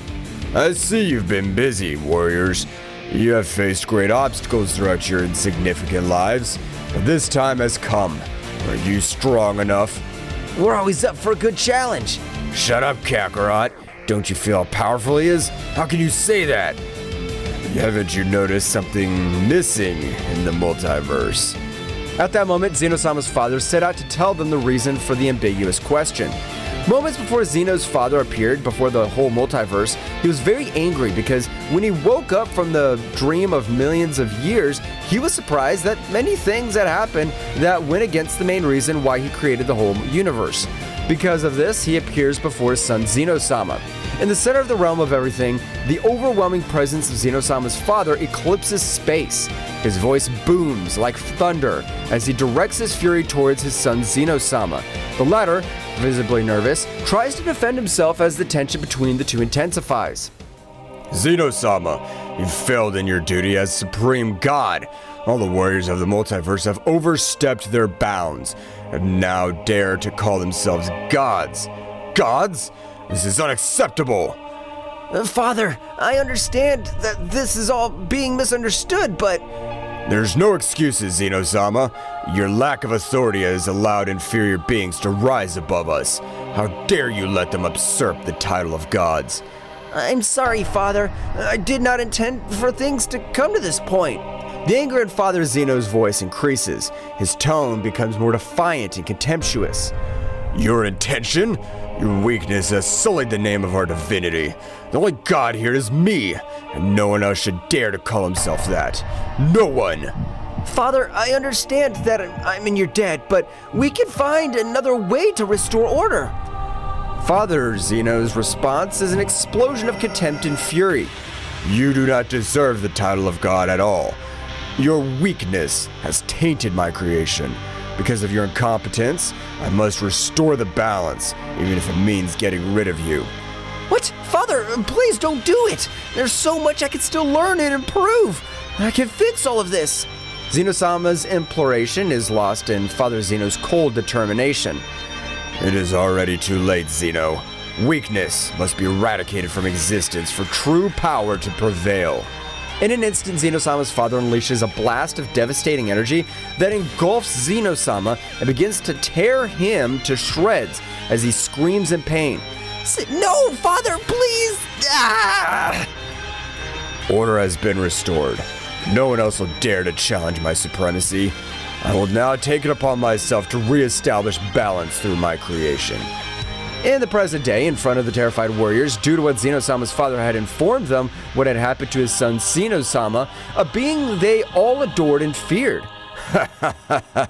You insignificant beings now understand. Because of this, I will destroy all the timelines and universes that exist. I am a divine being, omnipotent, and I can do it. But I will give you a chance to fight for your lives. So I'll organize a tournament in which the strongest warriors of the entire multiverse will participate so that the power will prevail. Earth 2024. What? This can't be true. Do you think we can face something like that, Mr. Piccolo? Oh? We'll have to train a lot physically and, above all, mentally. The idea of a tournament piques his interest, seeing the opportunity to test his own power and perhaps become even stronger. Thraxis Nocturn. Planet sunk in the shadows. A tournament, eh? Well, I'll show that true power is not limited to divine beings. I won't let them destroy our future. I will fight in that tournament and protect my own. A tournament with the strongest warriors, huh? It'll be my chance to show that the Saiyans are not insignificant beings. We will see who is truly divine in this tournament. My empire will prevail. A competition between the strongest. Interesting. I was showed that the Metacoolers are superior in all universes. Nigerian, a world with perpetually cloudy skies where storms of dark energy lash the surface. Father, this tournament will be the perfect occasion to show you that my power surpasses yours. Perfect. I'll show my true power and wreak havoc in every corner of the multiverse. Destruction in a tournament. What a magnificent combination. I will be the ultimate warrior and subdue all under my rule. Let's fight. This tournament will be my stage to demonstrate the power I've obtained. Dracoria, homeworld of the humanoid dragon warriors and the descendants. The threat of destruction is overwhelming. My fire may not be enough to face its dark omnipotence. A shadow that threatens to destroy everything. My ability to manipulate the darkness may not be enough. Even with my swordsmanship, facing an omnipotent divine being will be an unparalleled challenge. This divine being has the power to destroy everything I love. My fire will be my defense. A divine threat. My control over thunderstorms will be enough. This will be a challenge like never before. After seeing the various emotions and thoughts of the main participants of the tournament, Zeno-sama's father begins to explain the rules of this supposed tournament. Minimal beings. The rules are simple. The tournament will be to the death. It will be held in a timeless space where the laws of time and physics are temporarily suspended. The only way to eliminate an opponent is to make his heart stop. It is by killing him. There's no other way. In this tournament, it is either you or your rival. There's no limits on the use of skills. You must unleash your full potential without restriction, so as not to be destroyed in the process. I'll be the one who will watch over the whole process. The participant who wins will have the joy of facing me, putting his life and the life of his universe at stake. But I'm a PS deity, and I will bring him the opportunity to have a divine power similar to mine for a determined time. If he does not take the advantage of it, he will have to accept the consequences. In spite of the uncertainty that the warriors have in front of what the father of Zeno-sama has said, some are excited and others are worried. Wow, this sounds exciting! A tournament with fighters from all universes. It's gonna be great! Why should we trust this tournament to be fair? By killing them? So I can fight to the best of my ability. But killing beings that are just fighting for their lives is not nice. I hope everything I've said has been clear to everyone. The only rule is that you have to kill your opponent so that they don't kill you. I want to make that clear. You will have to kill your opponent. The way we will check if you're worthy of calling yourselves gods. Father Zeno disappears and everything returns to normal. You can see Kakarot's excited about the new enemy that is seen. It is very powerful. Vegeta, scared and worried about his family, angry with Kakarot. Wow, that guy's incredibly strong. I'm excited to fight him in the next tournament. Excited? Do you realize what's at stake, Kakarot? The enemy is dangerous, and we can't just underestimate him. But Vegeta, that guy has awesome power. It's gonna be the best fight of our lives. This is not a game, Kakarot. Do you realize that we're putting our families and the entire universe at risk? I know it's serious, Vegeta, but it's also a chance to get better. Besides, Zeno-sama's father is excited about this. I can't believe you're so carefree. My family's in danger and you're excited about a fight. I'm not saying I'm not serious, Vegeta, but when an opportunity presents itself to measure our power, I can't resist. You always think about the fight, don't you? Sometimes I wish you had a little more responsibility. Vegeta, I understand that you're worried about Bulma and Trunks, but trust that we can protect them. I don't like the idea of someone else deciding about our lives. I understand, Vegeta, but do you really think we can ignore this opportunity? I'm not going to lose my family over a fight, but I also know that I can't stop you from getting excited about the battle. At that moment, the tension between Kakarot and Vegeta is palpable as they prepare to face the new enemy. While Kakarot is filled with excitement for the fight, Vegeta faces the situation with a mixture of fear and determination. Thus, the training of the entire multiverse for the survival of their species began. From the moment on, the most powerful warriors of all the universes began to train with greater intensity in order to save their universes and timelines. After having communicated with the entire multiverse from the realm of everything, the father of Zeno-sama would observe everything from a crystal screen, that the warriors were getting stronger and stronger. He sent his shadow warriors to slow down the process of them. What is this feeling that stirs my supreme being? A mixture of fascination and disdain. It's inevitable that mortals yearn for more, that they aspire to surpass their boundaries. Yet some of these warriors are reaching levels I cannot allow. Their power threatens the balance I've established. It's enough that they're mere participants in my tournament. They must be contained. They must be eliminated before their ascensions endanger the stability of my creation. My shadow warriors, creatures of the shadow and executioners of my will travel throughout all the universes. They'll be my instruments to stop these reckless advances. I will not allow the power of these warriors to grow beyond the limits set by my divinity. Father Zeno, we're here to receive your orders. Shadow creatures, my loyal enforcers, the time has come. The universes pulsate with an energy that threatens to destabilize the order I've established. Mortal warriors, in their relentless pursuit of power, are rising to dangerous heights. Their progress must be halted. Your orders are our will. How do you wish us to proceed? Each of you will disperse among the universes. Your mission is to find those warriors who dare to exceed the limits imposed. There's no room for compassion. The threat must be eradicated. Annihilate them without mercy. We will, Father Zeno. No warrior will be strong enough to defy your will. The shadow creatures set off to every universe and timeline to destroy every warrior who would participate. Along the way, they encountered weak warriors who they destroyed with these strong and very powerful ones. It was dusk when suddenly the Earth's atmosphere trembled with an unnatural darkness. In the blink of an eye, shadow creatures emerged from the interdimensional shadows, ethereal and menacing beings that would challenge even the strength of the mightiest warriors. Kakarot and Vegeta, training on the vast battlefield of Earth, sensed the arrival of an ominous presence. Shadow creatures, their ethereal forms and eyes burning with the intensity of darkness, materialized before them. What are you? We are servants of Father Zeno. Your progress has been noted and must be halted. The will of Father Zeno is the supreme law. The warriors have exceeded the allowable limits and will now be destroyed. The shadow creatures moved with an agility that defied logic, leaving behind them trails of darkness.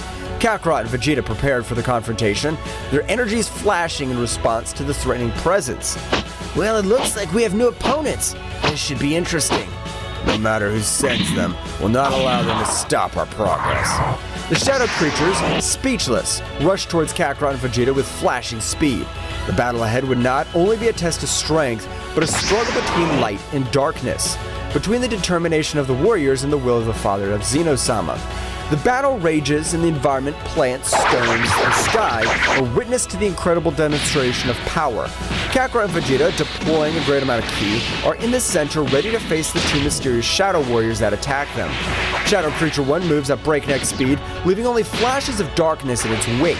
Its form is ethereal, almost impossible to follow with the eye. It attacks with incredible precision, throwing punches and kicks that defy the perception of time. Shadow Creature 2 stands out for its devastating power. Its every strike sends out waves of dark energy that distort the surrounding space. Its presence emanates an ominous aura that shakes even the particles of space. The fight begins with Kakarot and Vegeta charging forward, but the shadow creatures respond with astonishing agility, dodging every blow and counterattacking with almost invisible movements. Faced with the speed of the Shadow Warriors, Kakarot and Vegeta are forced to raise their power to Super Saiyan level. Vegeta, these guys are incredibly fast. I can't even keep up with their moves. Looks like our usual speed isn't enough. We'll have to raise our power to the maximum.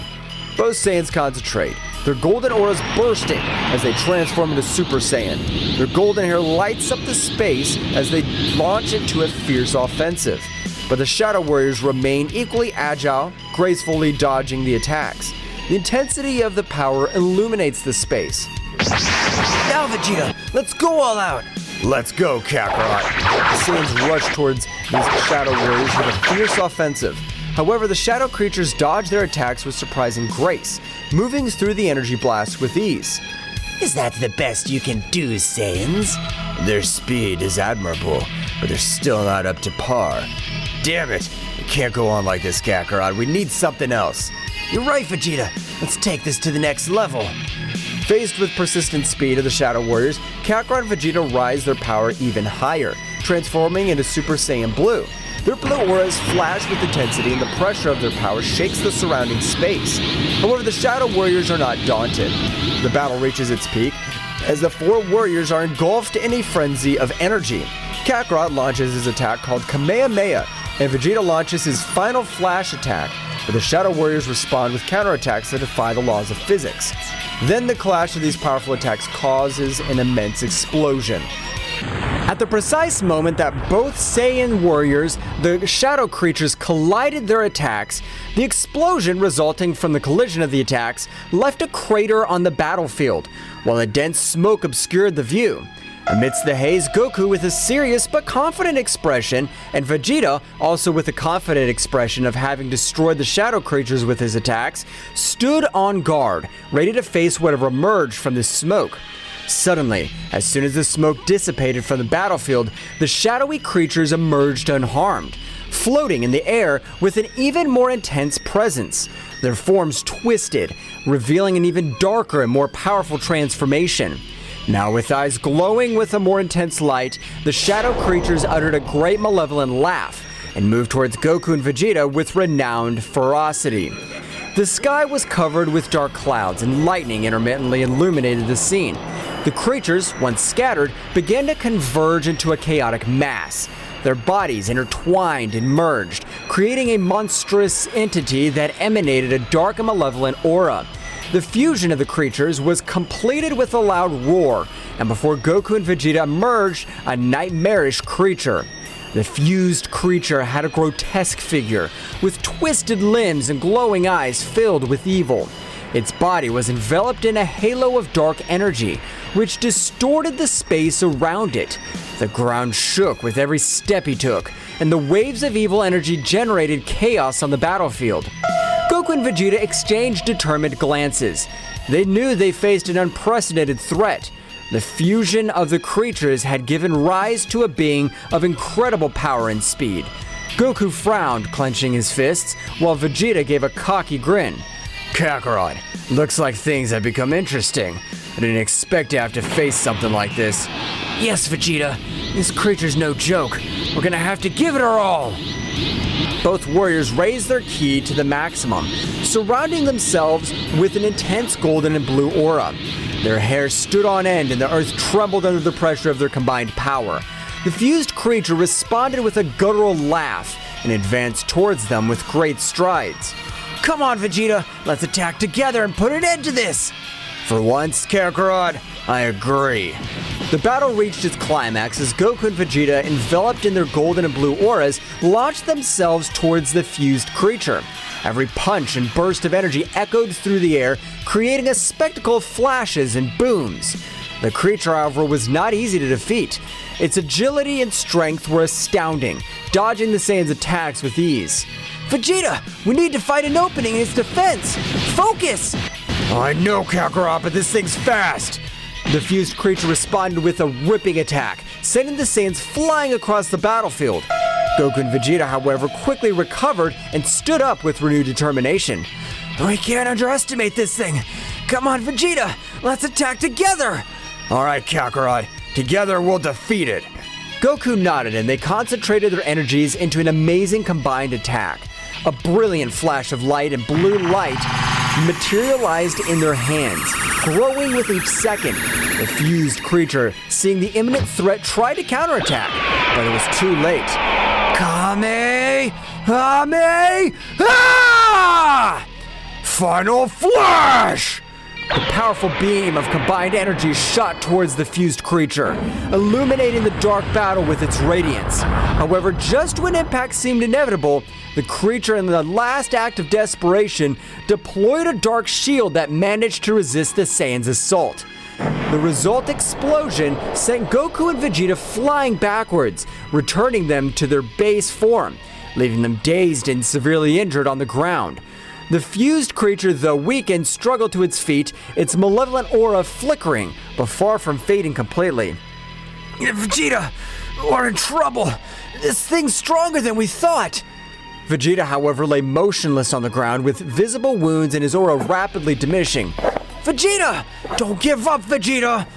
The fused creature, slowly recovering, calmly approached towards Vegeta with a palpable malevolence in its glowing eyes. Your efforts are futile. I'm the amalgam of darkness itself. This is the end of you, Saiyan Prince. Goku, full of rage and despair, stood up and threw himself towards the creature with what was left of his strength. However, the creature, with a simple wave of its hand, unleashed a wave of dark energy that enveloped Kakarot and threw him violently to the ground. Vegeta, we need a plan. The fused creature approached Vegeta, lifting him off the ground with one hand. The Saiyan Prince, barely conscious, opened his eyes to meet the cold, merciless gaze of his energy. Kakarot, do whatever it takes. The fused creature, with a contemptuous gesture, threw Vegeta back to the ground, leaving him on the verge of death. The battle, which had begun with hope, now became bleaker than ever. With his partner down and his own strength waning, Kakarot faced a strength that seemed insurmountable. Goku, sensing the desperation of the situation, recalled the hermit seeds he carried with him. The moment the fused creature came speeding towards him, Goku managed to dodge the blow swiftly, approached Vegeta and handed him one of the valuable seeds. Vegeta, eat this! It'll give you the energy to keep fighting! At the same time, Goku also consumed one of the seeds. Vegeta, barely conscious, accepted the seed and consumed it urgently. The hermit seed acted quickly, healing Vegeta's wounds and restoring his life energy. Flashes of golden light surrounded the Saiyan Prince. As he stood up, his eyes were gaining determination. Kakarot, don't underestimate me. I can keep fighting. Fine, Vegeta, but we need something else to defeat this creature. Do you remember the fusion technique? Vegeta frowned but nodded in understanding. Both Saiyans positioned themselves in front of the fused creature, focusing their energies. Vegeta, let's do it! Let's merge! I don't think it'll come to this, Kakarot, but I have no choice. Both warriors stood side by side, raising their hands into the front and began to concentrate their energies. The atmosphere was filled with a brilliant glow as the two Saiyans merged into a single entity. The resulting figure was a perfect combination of Goku and Vegeta, with a powerful golden aura enveloping their fused bodies. This fusion creature showed signs of unease as it witnessed the transformation. The new Saiyan entity turned to it with a determined look. The fusion between Goku and Vegeta, known as Gogeta, and his Super Saiyan form was now evident. Gogeta, with the combined voice of Goku and Vegeta, said, "Prepare for defeat. We're the fusion of the Saiyans, and there's nothing we cannot overcome." With a unified shout, the Saiyan fusion lunged towards the fused creature with incredible speed and power. The battle between the Saiyan fusion and the fused creature erupted into a frenzy of power and skill. Every move, every blow, every burst of energy shook the battlefield. The earth trembled under the intensity of the confrontation, and the sky lit up with the sparks of energy released during the fight. Gogeta, with the combination of Goku's cunning and Vegeta's determination, proved to be an unstoppable force. However, the fused creature did not yield easily, showing a resilience that defied expectations. Both contenders were at a stalemate, each pushing their limits to the max. Goku and Vegeta, in their fused form, began to feel the need to unleash more power to overcome their formidable foe. In a moment of perfect synchronization, both Saiyans raised their ki to the limit, and the atmosphere itself began to be distorted with the built-up pressure. It's time to take this to the next level! In a dazzling flash, the Saiyan fusion underwent an astonishing metamorphosis. His once golden hair now turned sapphire blue, and his aura took on a heavenly hue. The transformation to Super Saiyan Blue had taken place. The fused creature recoiled momentarily as it witnessed the new form. Shocked by the magnitude of the power unleashed, however, the Saiyan fusion showed no mercy and lunged towards with dizzying speed. Prepare for true Saiyan strength! The attacks and counterattacks reached a speed that defied perception. The fused creature, despite its previous endurance, was outmatched by the speed and aggressiveness of the Saiyan fusion in its Super Saiyan Blue form. The battle had not yet come to an end. In a final attempt to resist, the fused creature unleashed its own dark power, enveloping the Saiyan fusion in a spiral of chaotic energy. Gogeta, in response, concentrated his energy to the maximum in an act of rage. Let's go farther! The energy surrounding the Saiyan fusion intensified and exploded in a dazzling burst. The bright blue aura became more intense, and the power of the Saiyan fusion increased to unimaginable levels. The sky lit up with glows and waves of energy as the fused creature faced Gogeta's unstoppable strength. However, in an unexpected twist, the creature began to build up a dark and sinister energy, revealing a hidden power. Your resistance is impressive, Saiyans, but you have not seen my true potential. The fused creature transformed, its fusion distorting further. A black aura filled with malevolence surrounded its body as its eyes glowed with terrifying intensity. What the hell is it doing? The fused creature, now imbued with a new dark power, lunged at Gogeta with surprising speed. Despite Gogeta's formidable strength in his Super Saiyan Blue form, the fused creature seemed to be able to anticipate even more. Now you'll experience true darkness. Gogeta sensed the threat, deciding to take his own power to the extreme. In a blink of an eye, he activated the technique, the Kaio-Ken. His blue aura multiplied into a mixture of blue and red, and the intensity of the battle reached levels never seen before. It's time to put an end to this! Kaio-Ken! Gogeta's speed and strength multiplied exponentially, and the fused creature was momentarily caught off guard. However, the creature counterattacked with a blast of dark energy that enveloped Gogeta, but he struggled to resist. Gogeta, in his Kaio-Ken state, felt the need to raise his power even higher. Thus, his ki increased, causing the earth to tremble from such immense power, destroying mountains and lifting rocks into the skies. At that precise moment, he disappeared from the sight of the fused creature, appearing from behind and creating a glowing bluish sphere of energy that materialized between his hands. Final Kamehameha! The energy sphere impacted against the fused creature with unparalleled force. The resulting explosion lit up the sky, dispersed the creature's dark energy. However, when the light faded, the fused creature emerged once again, albeit visibly weakened. Do not underestimate my power, Saiyans. I have attained a form beyond your comprehension. Gogeta, sensing the gravity of the situation, prepared for the next confrontation. The battle, far from over, was entering even more dangerous terrain, with the fate of the universe hanging in the balance in this fierce struggle between light and darkness. The battlefield was plunged into utter chaos, with destructive shockwaves reverberating throughout space. Gogeta, with his combined aura of Super Saiyan Blue and Kaio-Ken, was moving at speeds that defied perception. The fused creature, despite his new enhanced form, was momentarily outmatched by the Saiyan warrior's speed. Darkness cannot defeat light! It's time to seal your fate!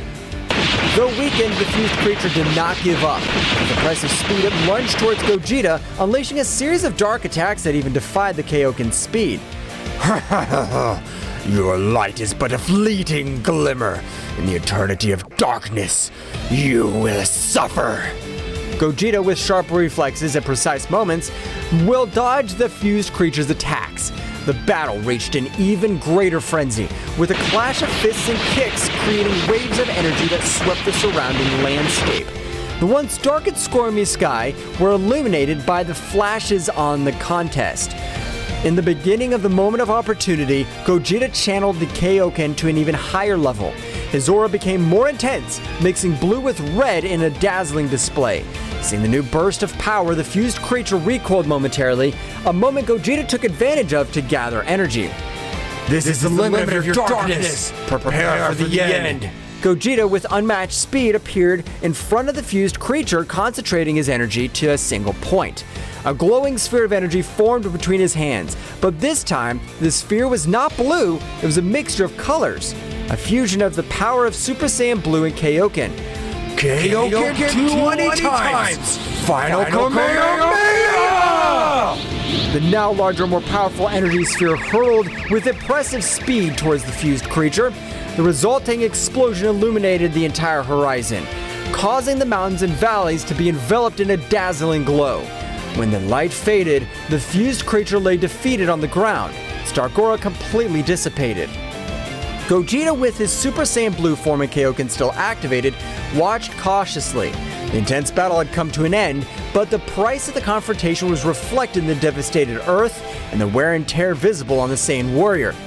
I hope that was enough. This universe can't take any more of this destruction. With a flash, Gogeta deactivated the Kaio-Ken and returned to his base form.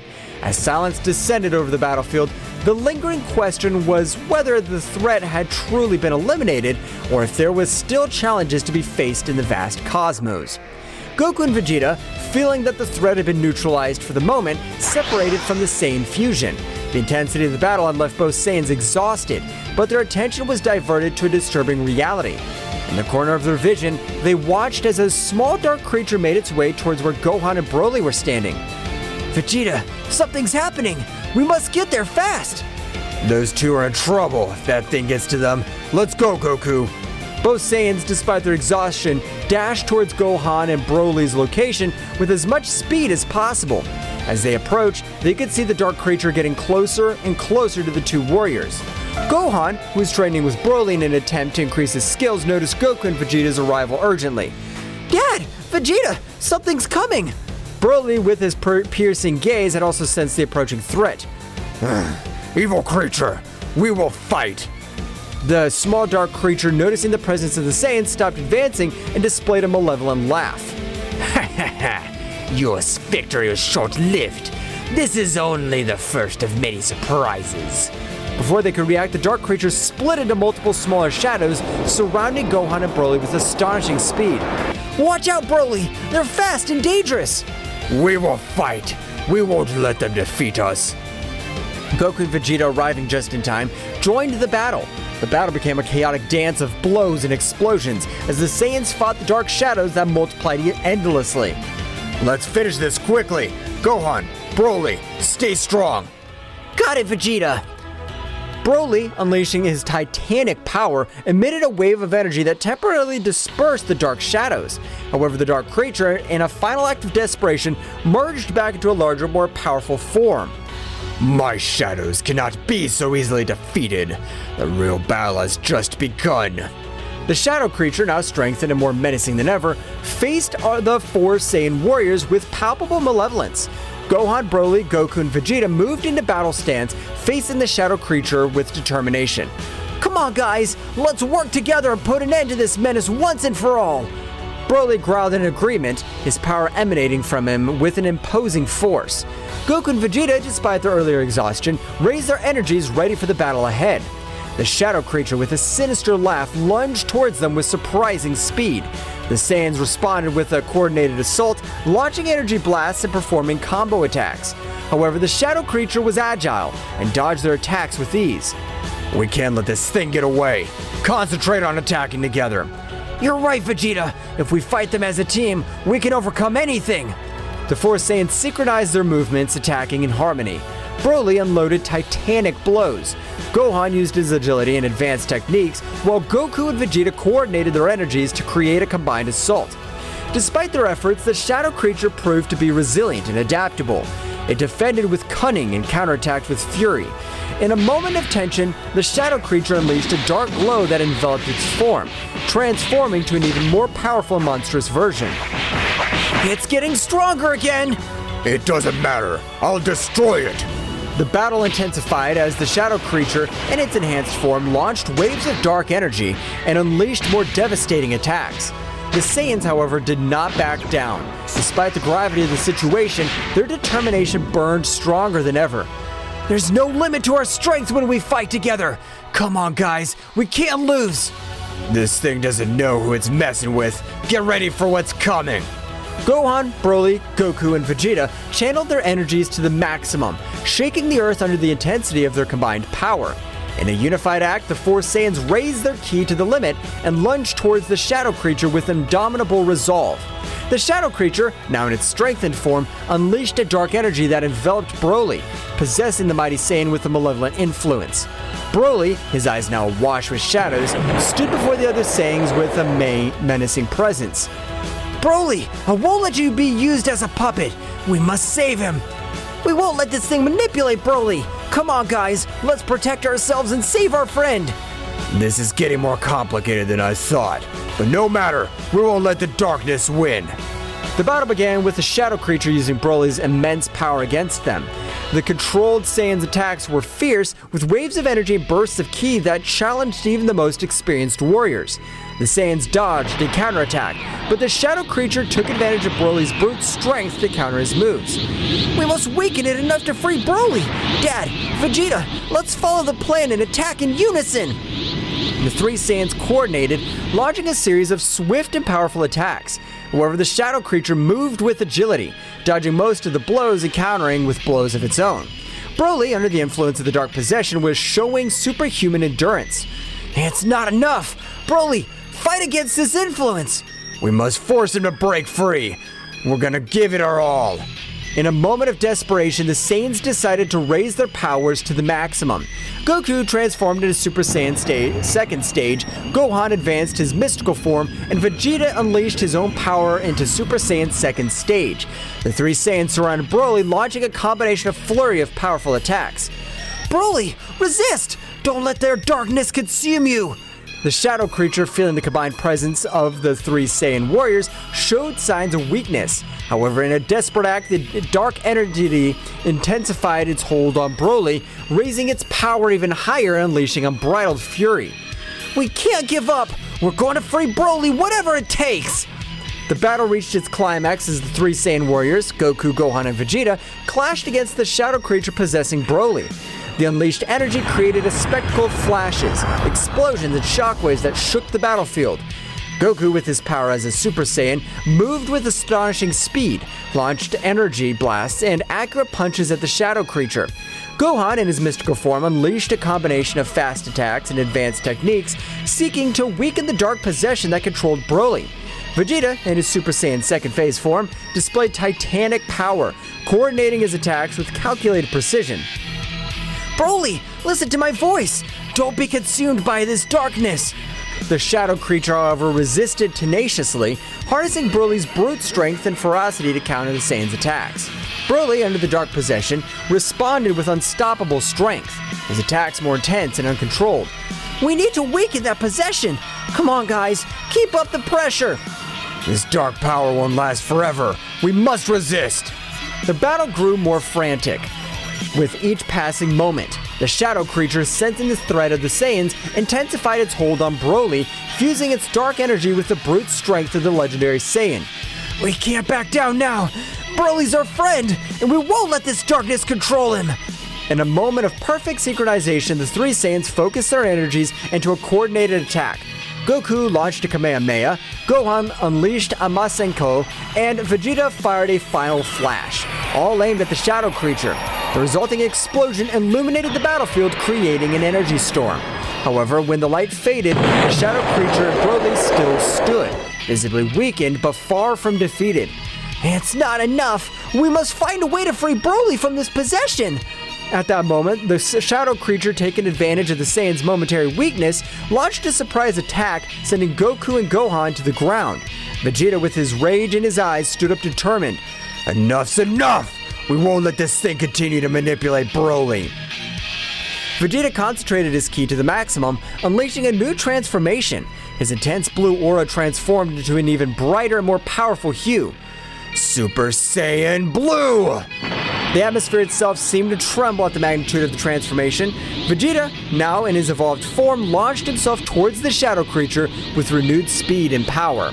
Vegeta's transformation in Super Saiyan Blue Evolved caused a dramatic change in the intensity of the battle. His bright blue aura flashed with overwhelming energy as he charged towards the shadowy creature and Broly, who was still under his influence. It's time to put an end to this. Broly, I'll fight to free you from this darkness. The Shadow Creature, sensing the threat posed by Super Saiyan Blue, adopted a defensive stance. On the other hand, Broly, his eyes still darkened, prepared to face Vegeta. Vegeta unleashed a flurry of quick and precise attacks, combining punches and kicks with astonishing speed. Each move was charged with the strength of the new form, and the Shadow Creature was forced to retreat in the face of Vegeta's fury. Broly, regain control. I'll not allow this darkness to consume you. Broly, under the influence of the Dark Possession, responded with impressive stamina. His attacks were brutal and uncontrolled, but Vegeta moved with a dexterity that defied expectations. I need to find an opening in this possession. In an act of bravery, Vegeta launched himself directly towards Broly. Their fists collided forcefully, and Vegeta, using all his skill, made precise strikes that temporarily weakened the dark influence. Broly, fight this! You're stronger than this darkness! The shadowy creature, seeing Vegeta's resistance, increased his energy and fused even more with Broly. Now the dark influence was more entrenched than ever, and Broly unleashed an explosion of wild power. You can't stop me, Saiyan Prince! Vegeta, not backing down, continued to engage Broly. The battle reached new heights as both warriors unleashed their most powerful attacks. Vegeta launched a Big Bang attack while Broly responded with a gigantic charge of dark energy. The collision of energies generated a huge explosion that blanketed the area. After the dust settled, Vegeta lay on the ground, clearly exhausted but not giving up. I can't lose. My determination's stronger than your darkness. The battle between Vegeta and Broly, who was possessed by the shadow creature, reached a critical point. The overflowing energy of the confrontation was spreading across the battlefield, distorting the air and creating palpable tension. At that crucial moment, Goku found himself regaining consciousness, stood up, and immediately went to Saiyan Prince's side. Vegeta, let's go! Let's give it all we've got! Goku's transformation into Super Saiyan Phase 2 and joined the fray. The shadow creature, seeing the arrival of another Saiyan warrior, prepared to face the new threat. Kakarot, you're just in time. This thing has gotten stronger with Broly. We'll face it together! Broly, we won't let this darkness control you! The three Saiyans stood in formation, ready to deal with the shadow creature fused with Broly.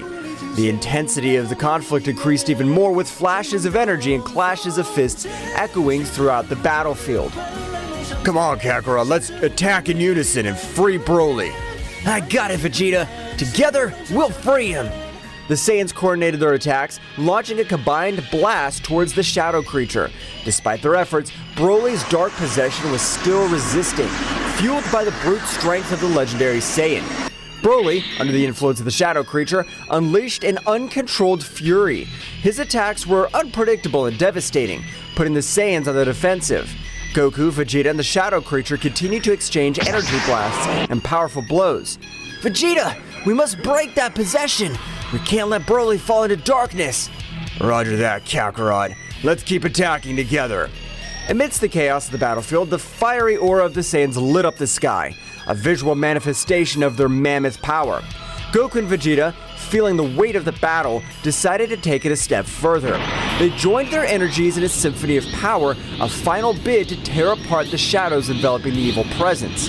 The shadow creature on the brink of the abyss responded with desperation. It raised its own power and the darkness churned with intensity as it struggled to resist the combined onslaught of the Saiyans. The clash of energies created a cataclysm of flashes and booms, shaking the battlefield to its core. At that critical moment, the energy explosion was unleashed with dazzling magnificence. The earth shook, and the shockwaves swept across the landscape, leaving behind a trail of destruction. Goku, Vegeta, and Broly, enveloped in the blanket of the explosion, were momentarily eclipsed by the blinding light and dancing shadow. When the shimmering luminosity faded, the Saiyans found themselves faced with a new scenario. On the ground lay Broly, his figure shrouded in a residual haze of the contest. The dark aura that had consumed him had finally dissipated. Stillness reigned on the battlefield. As the warriors approached with worried looks, the formidable warrior who now resisted, his power darkened, finally silenced. We did it, Vegeta! Broly's free! Yes, but this shadow creature's still a problem. We can't let our guard down. Vegeta nodded grimly as they watched Broly, who lay on the ground, slowly recovering from the intense battle. However, at that moment of apparent calm, the shadow creature, cunning and unnoticed, had left Broly's possession to seek a new host. The dark entity swiftly swept into the shadows, unnoticed by the Saiyans, who still assessing their companion's condition. Silently, the shadow creature crept towards Gohan, who had been watching the battle from a distance. Gohan, oblivious to the threat looming over him, felt a shiver run down his spine, just as the shadow creature enveloped him with its dark presence. A momentary flash of its eyes indicated that something was terribly wrong. At that instant, Gohan, with a sudden alteration in his expression, went on guard without warning. His gaze, now posed by the shadow creature, glowed with a malevolence that contrasted with his gentle nature. Goku, noticing the sudden tension, turned towards Gohan, but before he could react, Gohan, under the influence of the shadow creature, moved with supernatural speed. The confrontation with Broly had left the Saiyans exhausted, and the shadow creature, seizing the opportunity, vanished into the darkness along with Gohan. Vegeta, realizing the situation, gritted his teeth in fury. The threat persisted, and now Gohan, a valuable ally, was in the hands of the shadows. Goku and Vegeta, despite their exhaustion, prepared for a new confrontation, aware that the battle had not yet come to an end. The tension in the air was palpable, as Goku and Vegeta, still worried about Broly, with determination, turned towards the place where the dark entity had vanished. Damn it, where'd that thing go? I don't know, Vegeta, but we must find it before it hurts Gohan. The two Saiyans, quick as the wind, rushed towards where Gohan had been standing, their senses alert. The shadow creature, now inside Gohan, emerged from the shadows with a sinister laugh. Ha ha ha ha! Looks like they're not as cunning as they thought. Now I have a new toy for my plans. Get out of Gohan, you damn creature! I'll not allow you to possess my son! Ha! You think you could stop me? My power possesses even more of your combined forces. Do not underestimate the Saiyans. We have overcome greater challenges than you. Leave Gohan and face your fate, creature. You'll not be victorious. The shadow creature, now in control of Gohan, smiled malevolently before responding. We'll see how long you can resist. Gohan is now an instrument of my will. The shadow creature possessing Gohan unleashed a burst of dark energy that distorted the surrounding space. Goku and Vegeta suddenly found themselves during a chaotic confrontation, with Gohan now transformed into an instrument of the malevolent entity. The waves of energy radiating from Gohan's possessed figure created an ominous aura that filled the battlefield, defying the Saiyans' endurance and determination. The Saiyans, in their Super Saiyan Blue form, prepared for the impending clash. The shadow creature, using Gohan's body, moved with supernatural agility, dodging the Saiyans' first attacks with grace and malice. Gohan, his eyes now filled with darkness, lunged at Goku with astonishing speed. Goku blocked Gohan's first few blows with difficulty, feeling the enhanced strength and speed of his new controlled son. The fight was intense, each move charged with power and ferocity. Meanwhile, Vegeta positioned himself strategically, assessing the situation, looking for an opening to attack. The shadow creature, through Gohan, unleashed a flurry of attack, which devastating blows that kept Goku on the defensive. However, Goku's ability to adapt quickly to the battle allowed him to counter the attacks and counterattack with his own overwhelming power. Vegeta, sensing an opportunity, lunged at the shadow creature from an unexpected angle. However, the dark entity had sharp reflexes and deflected Vegeta's attack with ease, throwing Gohan against Goku as a distraction. The shadow creature's strategy paid off, as it took advantage of the distraction to hit Vegeta with a beam of dark energy. Vegeta, although he resisted the impact, was momentarily weakened. The entity, now with a malevolent smile, turned to him. Damn it! This isn't over, shadow creature. Goku, reacting quickly, stepped between the shadow creature and Vegeta. Vegeta, hold on! We can't let this thing divide us. The shadow creature, enjoying the chaos at its zone, released a dark aura that enveloped both Saiyans. The dark energy sought to confuse and weaken their senses. However, the Saiyans' instinctive connection to Ki enabled them to resist the dark influence. The battle raged in a frenzy of clashing colors and energies. Gohan, controlled by the shadow creature, moved with a mixture of speed and agility that defied the laws of physics. Goku and Vegeta, each focusing on their own battlefront, were trying to coordinate their attacks to free Gohan from the dark possession. Gohan, fight this darkness! You're stronger than this! Gohan, though showing flashes of resistance, was caught in an internal struggle between his will and the shadow creature's control. The battle grew more challenging. With each passing second, the shadow creature reveled in its ability to manipulate and corrupt one of Earth's mightiest warriors. Vegeta, recovering from the earlier onslaught, threw himself back into the fray. The shadow creature, however, anticipated his attack and gracefully dodged Vegeta's attempts to strike it. The dark entity counterattacked with a series of precise blows that forced Vegeta to retreat. You damn shadow, don't underestimate the Prince of the Saiyans. Goku, seeing his partner's difficulty, raised his power to the maximum. Dazzling energy emanated from his Super Saiyan Blue form as he prepared for a concentrated attack. The shadow creature, noticing the glowing threat, diverted its attention to Goku. Vegeta, keep up the pressure. I'm gonna concentrate my energy to free Gohan. Vegeta nodded and increased his offensive, distracting the shadow creature as Goku concentrated his power. The fight reached a new level of intensity, with each move echoing across the vast battlefield. The energy collided, creating shockwaves that distorted reality itself. Goku, eyes glowing with determination, unleashed his most powerful attack. A sphere of glowing blue energy formed in his outstretched hands. Charged with the combined strength of the Saiyans, the spear grew in size and the power as Goku had held it in place. It's time to free Gohan! The shadow creature, realizing the threat, moved quickly to stop Goku's attack. Vegeta, taking advantage of the distraction, lunged with renewed fury, looking for an opening to attack. The battle reached its climax when Goku released the energy sphere, ascending it directly towards the shadow creature. The energy sphere burst into a dazzling flash, illuminating the battlefield with intense light. Shockwaves swept through the darkness as Goku's purifying energy sought to free Gohan from the shadow creature's possession. However, as the light faded and the earth stopped shaking, the shadow creature emerged seemingly unharmed. The dark entity, now irritated, turned to the Saiyans with a twisted laugh. Is that all you can do?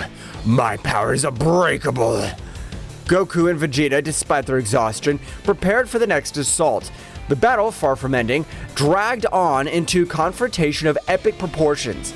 Darkness and light collided in an endless clash, with the will of the Saiyans resisting against the entity that threatened to plunge them into the shadows. The dark creature, after resisting Goku's powerful attack, showed a malicious smile. A dark glow enveloped Gohan, and his body began to tremble with intensity. A guttural scream echoed through the air as the dark entity forced a unique transformation on the Saiyan warrior. Gohan, under the shadow creature's influence, contorted and his body was enveloped in a dark, feral energy. The earth trembled with the intensity of the transformation, and Gohan's figure began to change. Defined musculature, red eyes, a wild gaze, long gray hair, and emerging in the new form, Gohan Dark Beast. Vegeta and Goku, shocked by the unexpected evolution, instinctively recoiled from the overwhelming presence of Dark Gohan Beast. The shadow creature had accomplished what it could not do with Broly, unleash a unique and uncontrolled transformation on Gohan. Dark Beast Gohan, now freed from any hint of rationality, roared skyward, emitting an overwhelming energy that shook the battlefield. His eyes glowed with an animalistic intensity, and his posture indicated that human control was suppressed. This can't be happening. What did that thing do? The shadow creature managed to unlock something inside Gohan. This won't be easy. The shadow creature, pleased with the success of its manipulation, watched the scene with satisfaction. Now, witness my true power, the Saiyan Beast Warrior. How do you plan to stop him? Dark Beast Gohan let out a deafening roar and lunged towards Vegeta with impressive speed. Dark Beast Gohan's attacks were ferociously savage, his brute strength and speed surpassing even Broly's most rampaging transformation. Vegeta, using his speed and agility, dodged Dark Beast Gohan's first attacks. However, the Saiyan Beast Warrior's ferocity was unpredictable, and Vegeta was forced to deploy all his skill to stay out of range of the devastating attacks. Goku, assessing the situation, transformed into Super Saiyan Blue and rushed to Vegeta's aid. The two Saiyans fought in tactical coordination, looking to open an opportunity to counter Gohan's savage new form. The battle became a whirlwind of energy, with explosions and crashes echoing across the battlefield. The shadow creature in the shadows continued to manipulate and fuel Dark Beast Gohan's fury. The Saiyan strategy was becoming more and more challenging as Dark Beast Gohan seemed to be one step ahead, anticipating their moves. Damn it! Gohan Beast is too unpredictable. We must find a way to free Gohan from this transformation. We can't let the shadow control his true power. As the Saiyans faced Gohan Beast's fury, the shadow creature watched from the shadows, enjoying the chaos he had unleashed. The situation was becoming more critical with each passing moment, and the Saiyans' endurance was being tested in the face of Beast Gohan's uncontrollable fury. The battle raged on in a titanic struggle between light and darkness, with the hope of freeing Gohan from the influence of the shadow creature hanging in delicate balance. The Saiyans, determined to overcome this challenge, faced an enemy that had managed to unleash an even greater internal threat than before. While the intense battle raged on the battlefield, Piccolo, the Namekian sage, was immersed in his mental training somewhere secluded. His concentration was so deep that he could feel an abrupt shift in ki, a disturbance that reverberated through space and time. A shiver ran down his back, indicating the gravity of the situation. Something's not right. The Namekian instantly stood up, his cloak billowing as he focused on the direction of the glowing chaos. The power he felt was not just brute force. It was an amalgam of dark energies that seemed to defy the very essence of reality. Wasting no time, Piccolo prepared to approach this side of the conflict. Back on the battlefield, Goku and Vegeta fought valiantly against Dark Beast Gohan, who moved with uncontrollable ferocity under the influence of the shadow creature. The dark entity, sensing Piccolo's arrival, smirked. Looks like we have a new guest. This just gets more interesting. Goku and Vegeta focused on Gohan Beast, noticing Piccolo's presence as he appeared on the battlefield with a serenity that contrasted with the surrounding chaos. What happened here? What have you done with Gohan? That shadow thing possessed Gohan and transformed it into a wild beast. We can't free Gohan this way. The shadow creature manipulates his power in unimaginable ways. Dark Beast Gohan, noticing Piccolo's arrival, turned to him with wild eyes.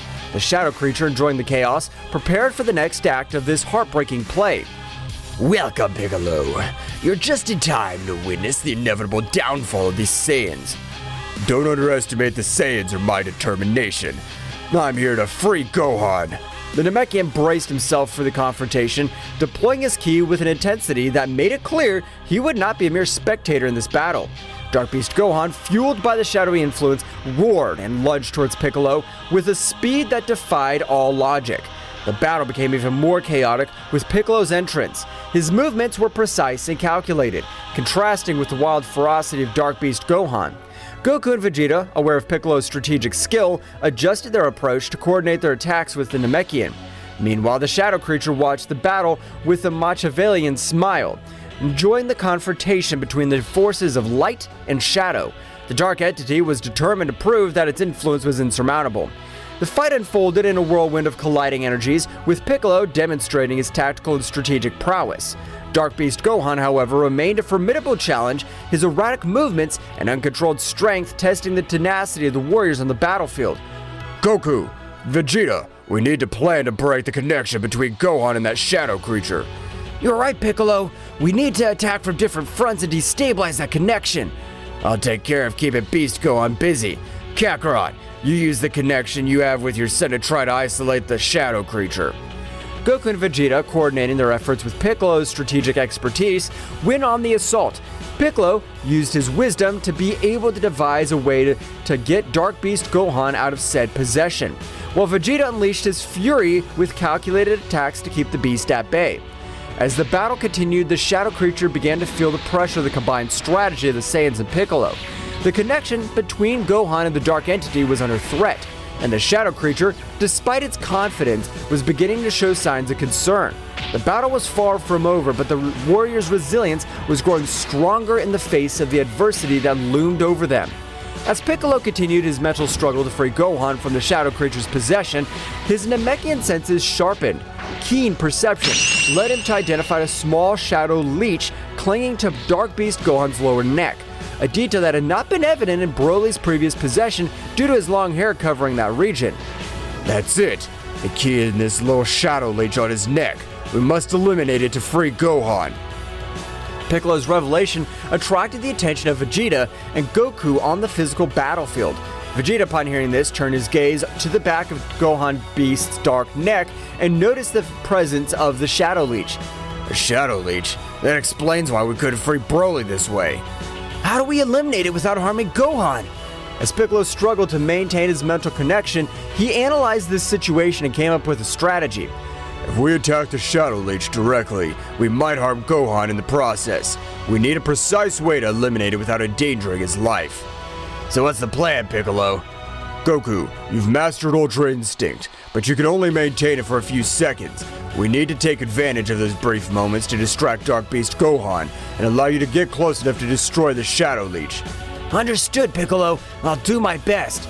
But how do we make sure Beast Gohan doesn't attack while Kakarot's approaching? That's the tricky part. We need to keep Gohan busy and distracted. Vegeta, your attacks must be precise and constant, keeping his attention on you. I will, but Kakarot, don't make me regret this. The battle resumed with renowned intensity. Vegeta went on the offensive, attacking Gohan Dark Beast with a series of swift and powerful blows.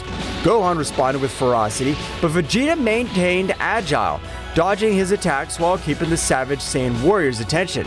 At that moment, Goku concentrated, channeling Ultra Instinct. An aura of flickering energy surrounded him as he activated the powerful transformation.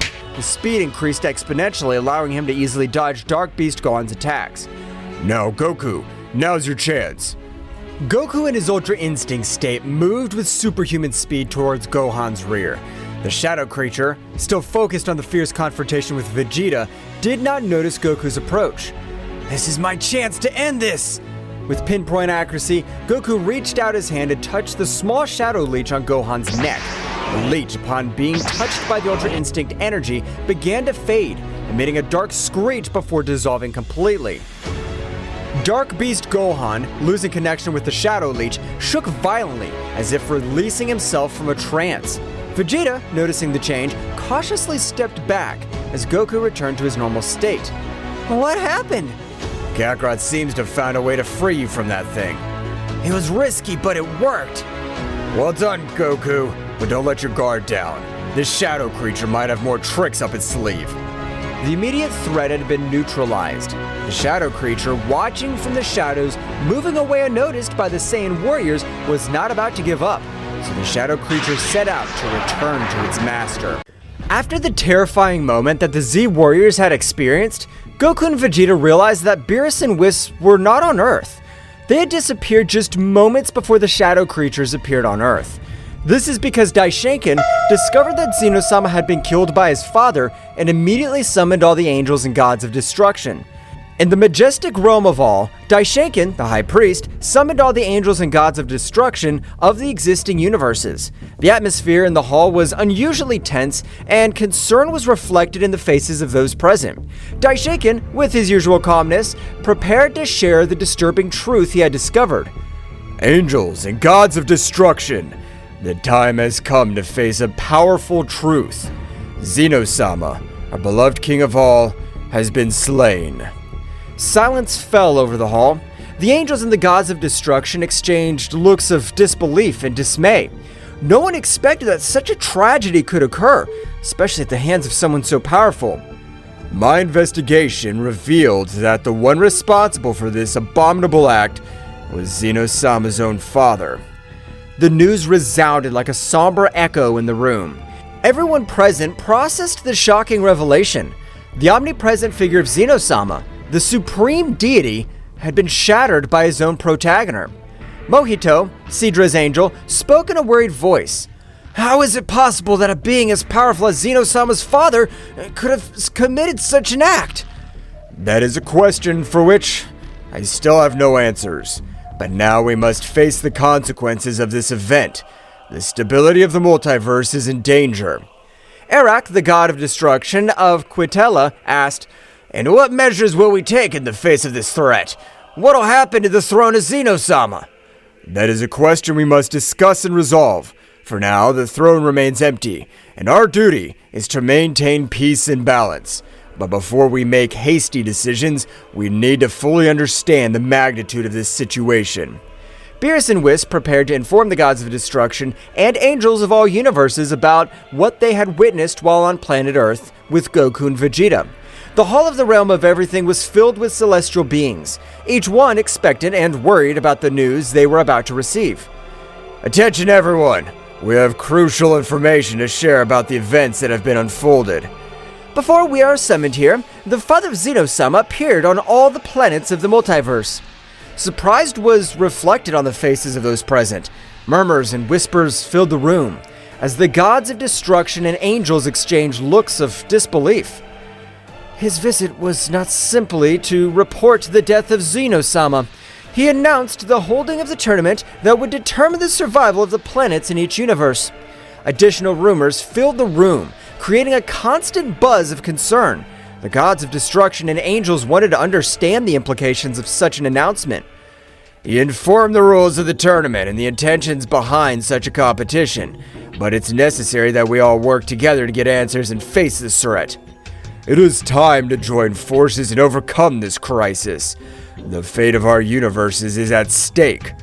As the gods and angels absorbed the gravity of the situation, in every corner of the hall of the realm of everything, conversations and plans were brewing to confront the mysterious tournament that threatened to upset the balance of the multiverse.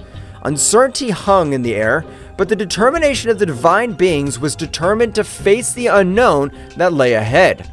In the Hall of Everything, Daishinkan, the High Priest, sensed the imminent arrival of extremely powerful entities heading for the different planets of the multiverse.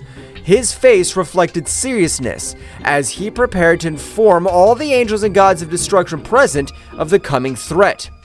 Gods and angels of destruction, the time has come to face a new and challenging threat.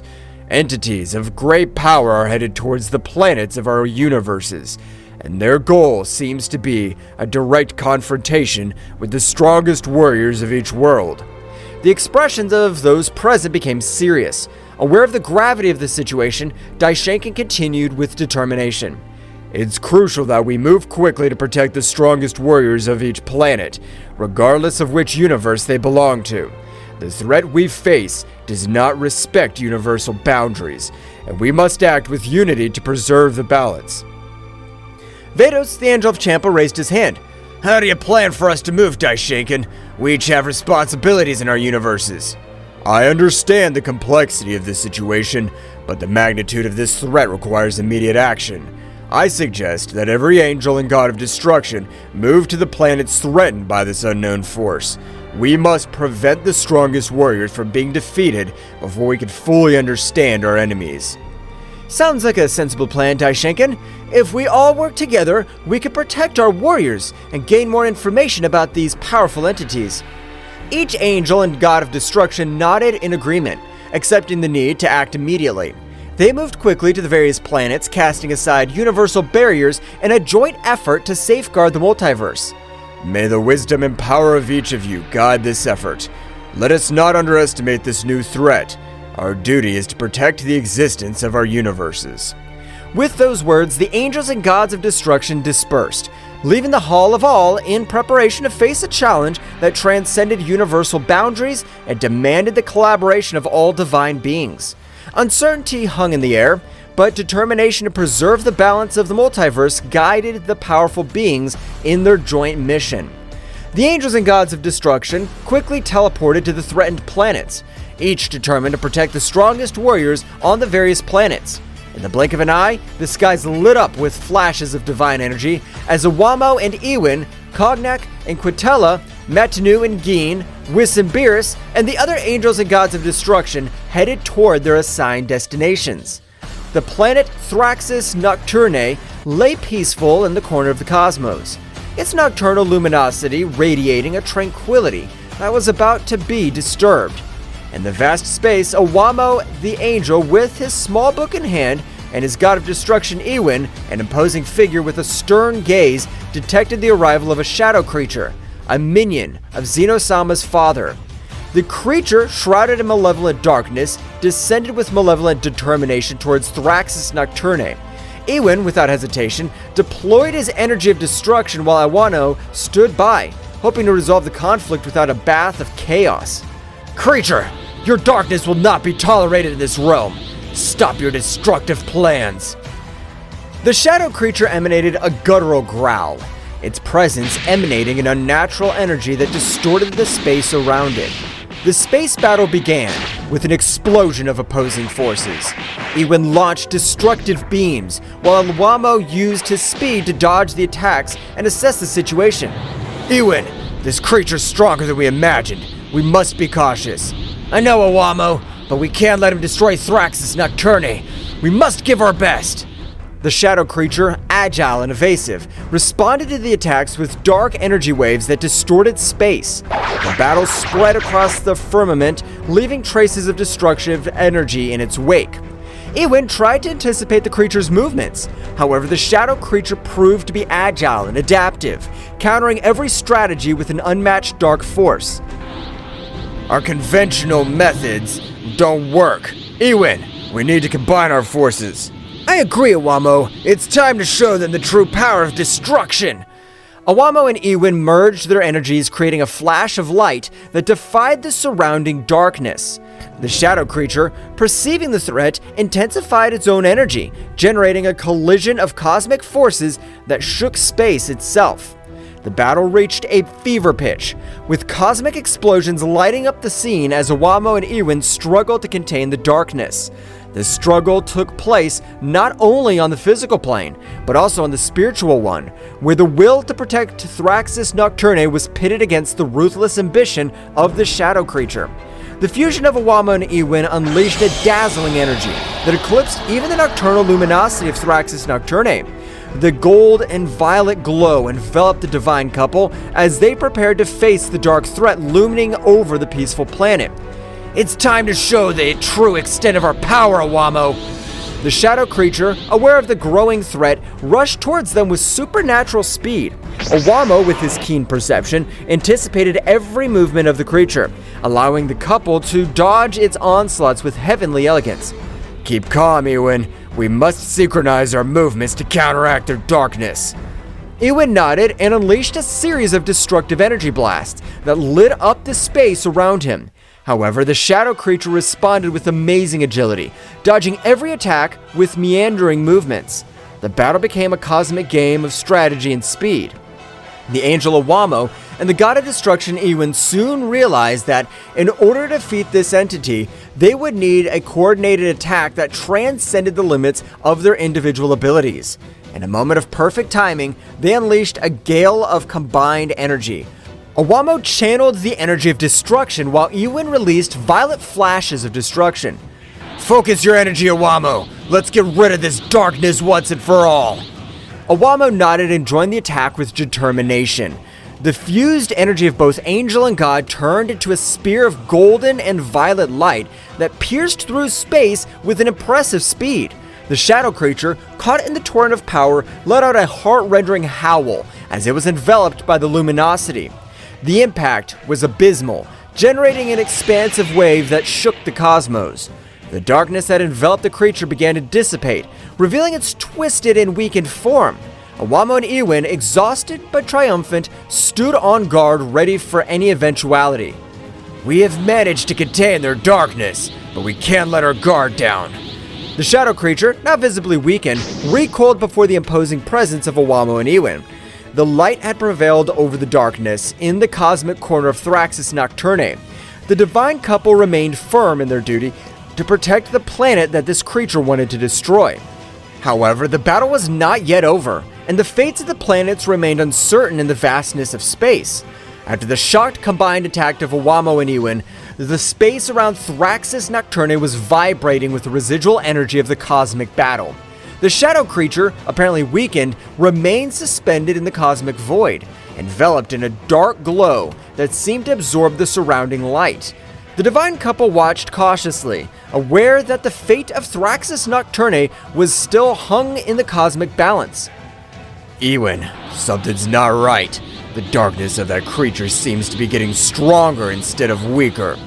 It seems that our attack has absorbed by her, but it shouldn't be possible. How can he transform our energy of destruction to his own power? The shadow creature, now surrounded by a more intense aura, began to change its shape. Its twisted figure became more defined. His eyes shone with a malevolent lucidity. The darkness emanating from her was becoming denser, distorting the space around her. You have underestimated my true potential, angel and god of destruction. Your energy has strengthened me beyond your comprehension. The divine couple prepared for what was to come next, aware that the threat they faced had evolved. The shadow creature, now empowered by the absorbed energy, charged towards them with renewed speed and ferocity. We need to be more cautious, Ewan. It seems that every blow we inflict makes her stronger. Understood, Owamo, but we can't allow this darkness to devour Thraxis Nocturne. The battle resumed with increased intensity. The shadow creature attacked with bursts of dark energy that cut through space, while Owamo and Ewan responded with flashes of golden and violet light. The cosmic dance of lights and shadows painted an epic picture in the vastness of the universe. Each blow and backlash echoed like thunder in space, distorting reality itself. Owamo, with his keen perception, tried to anticipate the movements of the dark creature, but the dark entity proved to be unpredictable. Ewan, with his energy of destruction, sought to weaken the creature, but his attacks seemed to be absorbed and turned into an additional source of power. Every time we hit her, her power increases. We can't go on like this. We must find a way to counteract his ability to absorb our energy. Do you have any ideas, Owamo? Owamo pondered for a moment, his angelic mind working in search of a solution. Meanwhile, the shadow creature, aware of its opponent's confusion, took the opportunity to launch a surprise attack. A wave of dark energy enveloped Owamo and Ewan, distorting their perception and weakening their defenses. Your resistance is useless. I am the embodiment of darkness. His light cannot prevail before me. The situation was becoming more and more desperate for the divine couple as they struggled to resist the shadow creature's attacks. Owamo turned his attention to the small book he always carried with him.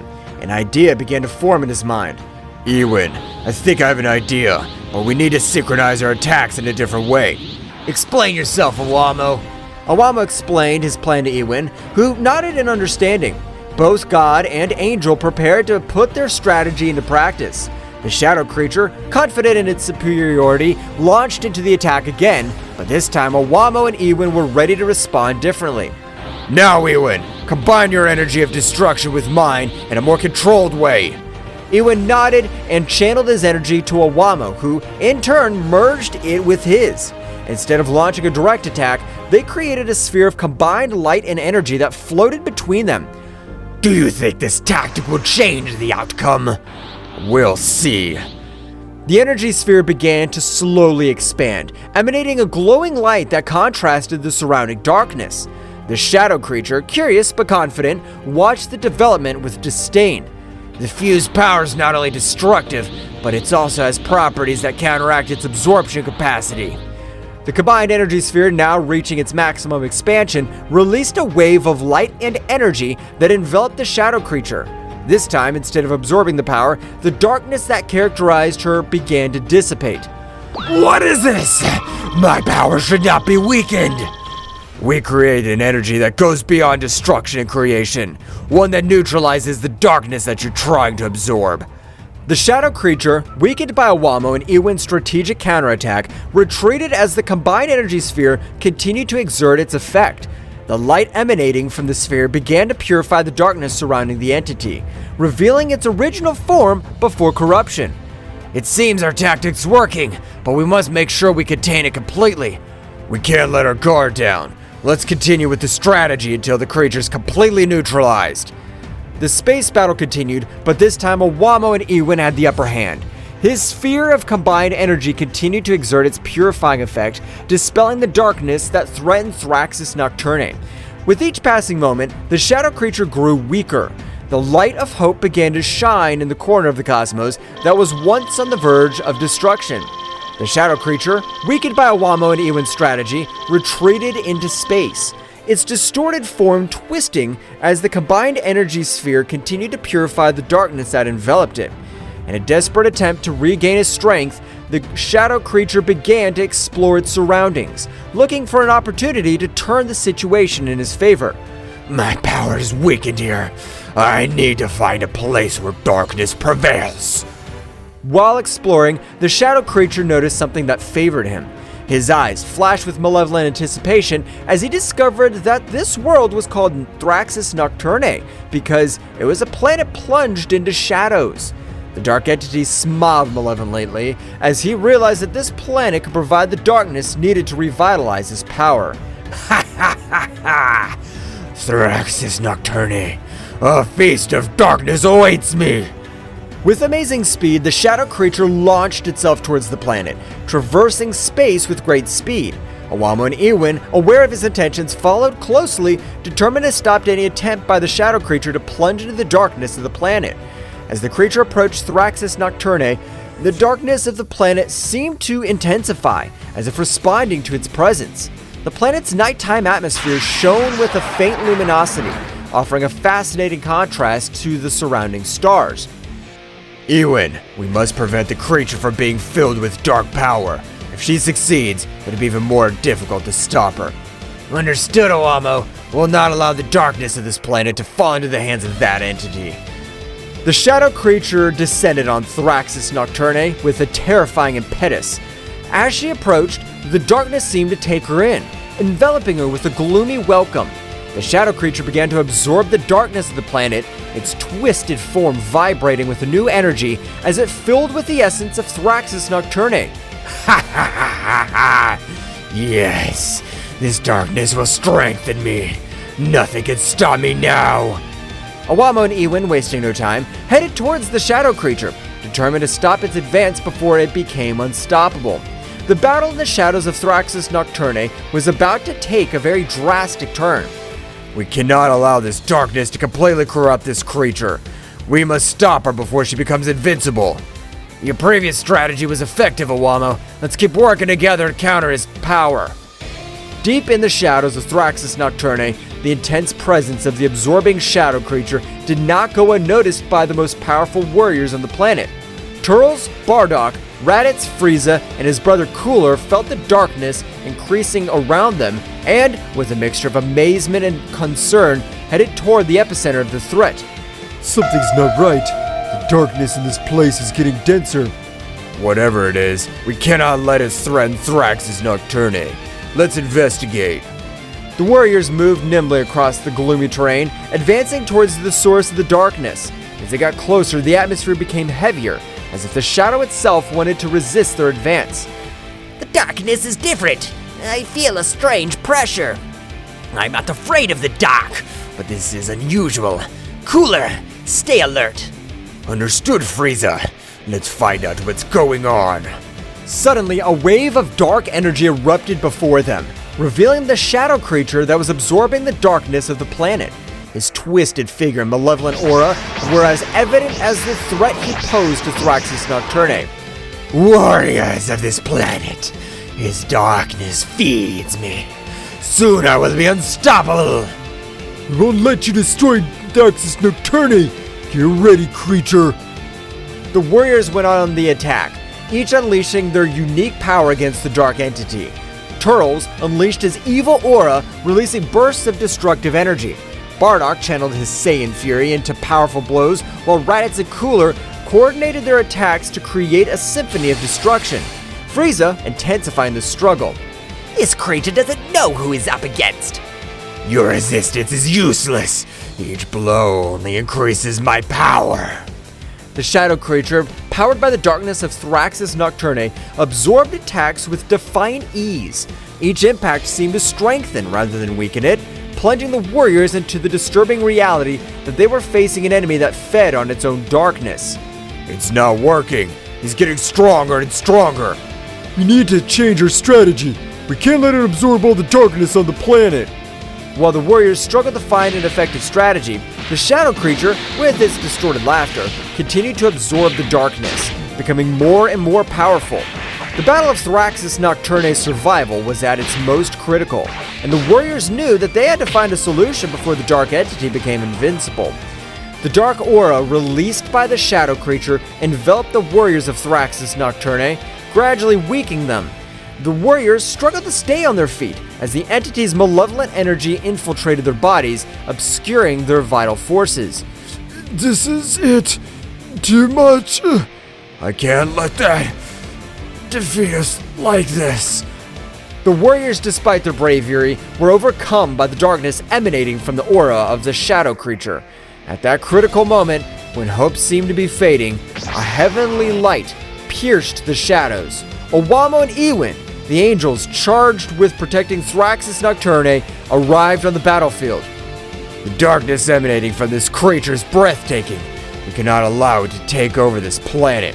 Time to show these warriors how to fight true darkness. The angel spread his wings, and together with the god of destruction, they advanced towards the shadow creature, his presence radiating a luminosity that defied the malevolent nature of the dark aura. As it approached, the dark entities sensed the arrival of divine beings and turned to face the new threat. More insignificant beings. His light will be devoured by my darkness. Don't underestimate the power of light. Darkness cannot resist the true essence of creation. Awamo extended his hand, and a purifying light enveloped the battlefield, counteracting the dark effect of the creature's aura. Ewin, on the other hand, deployed the energy of destruction, creating a perfect balance between light and darkness. The shadow creature, for the first time, felt the pressure of forces that it could not easily absorb or resist. The conflict took a turn, and the battle became more intense as the angel and god of destruction faced the dark entity with the unique combination of light and destruction. The real struggle starts now. We'll protect Thraxis Nocturne from the darkness you represent. The fight between the angels and the shadow creature reached impressive levels, with bursts of energy illuminating the dark planet of Thraxis Nocturne. Meanwhile, the warriors, freed from the debilitating effects of the dark aura, watched the fight, hoping that their planet would not be destroyed. Well guys, this is all for today's chapter. I hope you liked it and it was to your liking. Now don't forget to leave your powerful like Supreme God level, comment and subscribe. Now without further ado, see you in a new video. Until next time.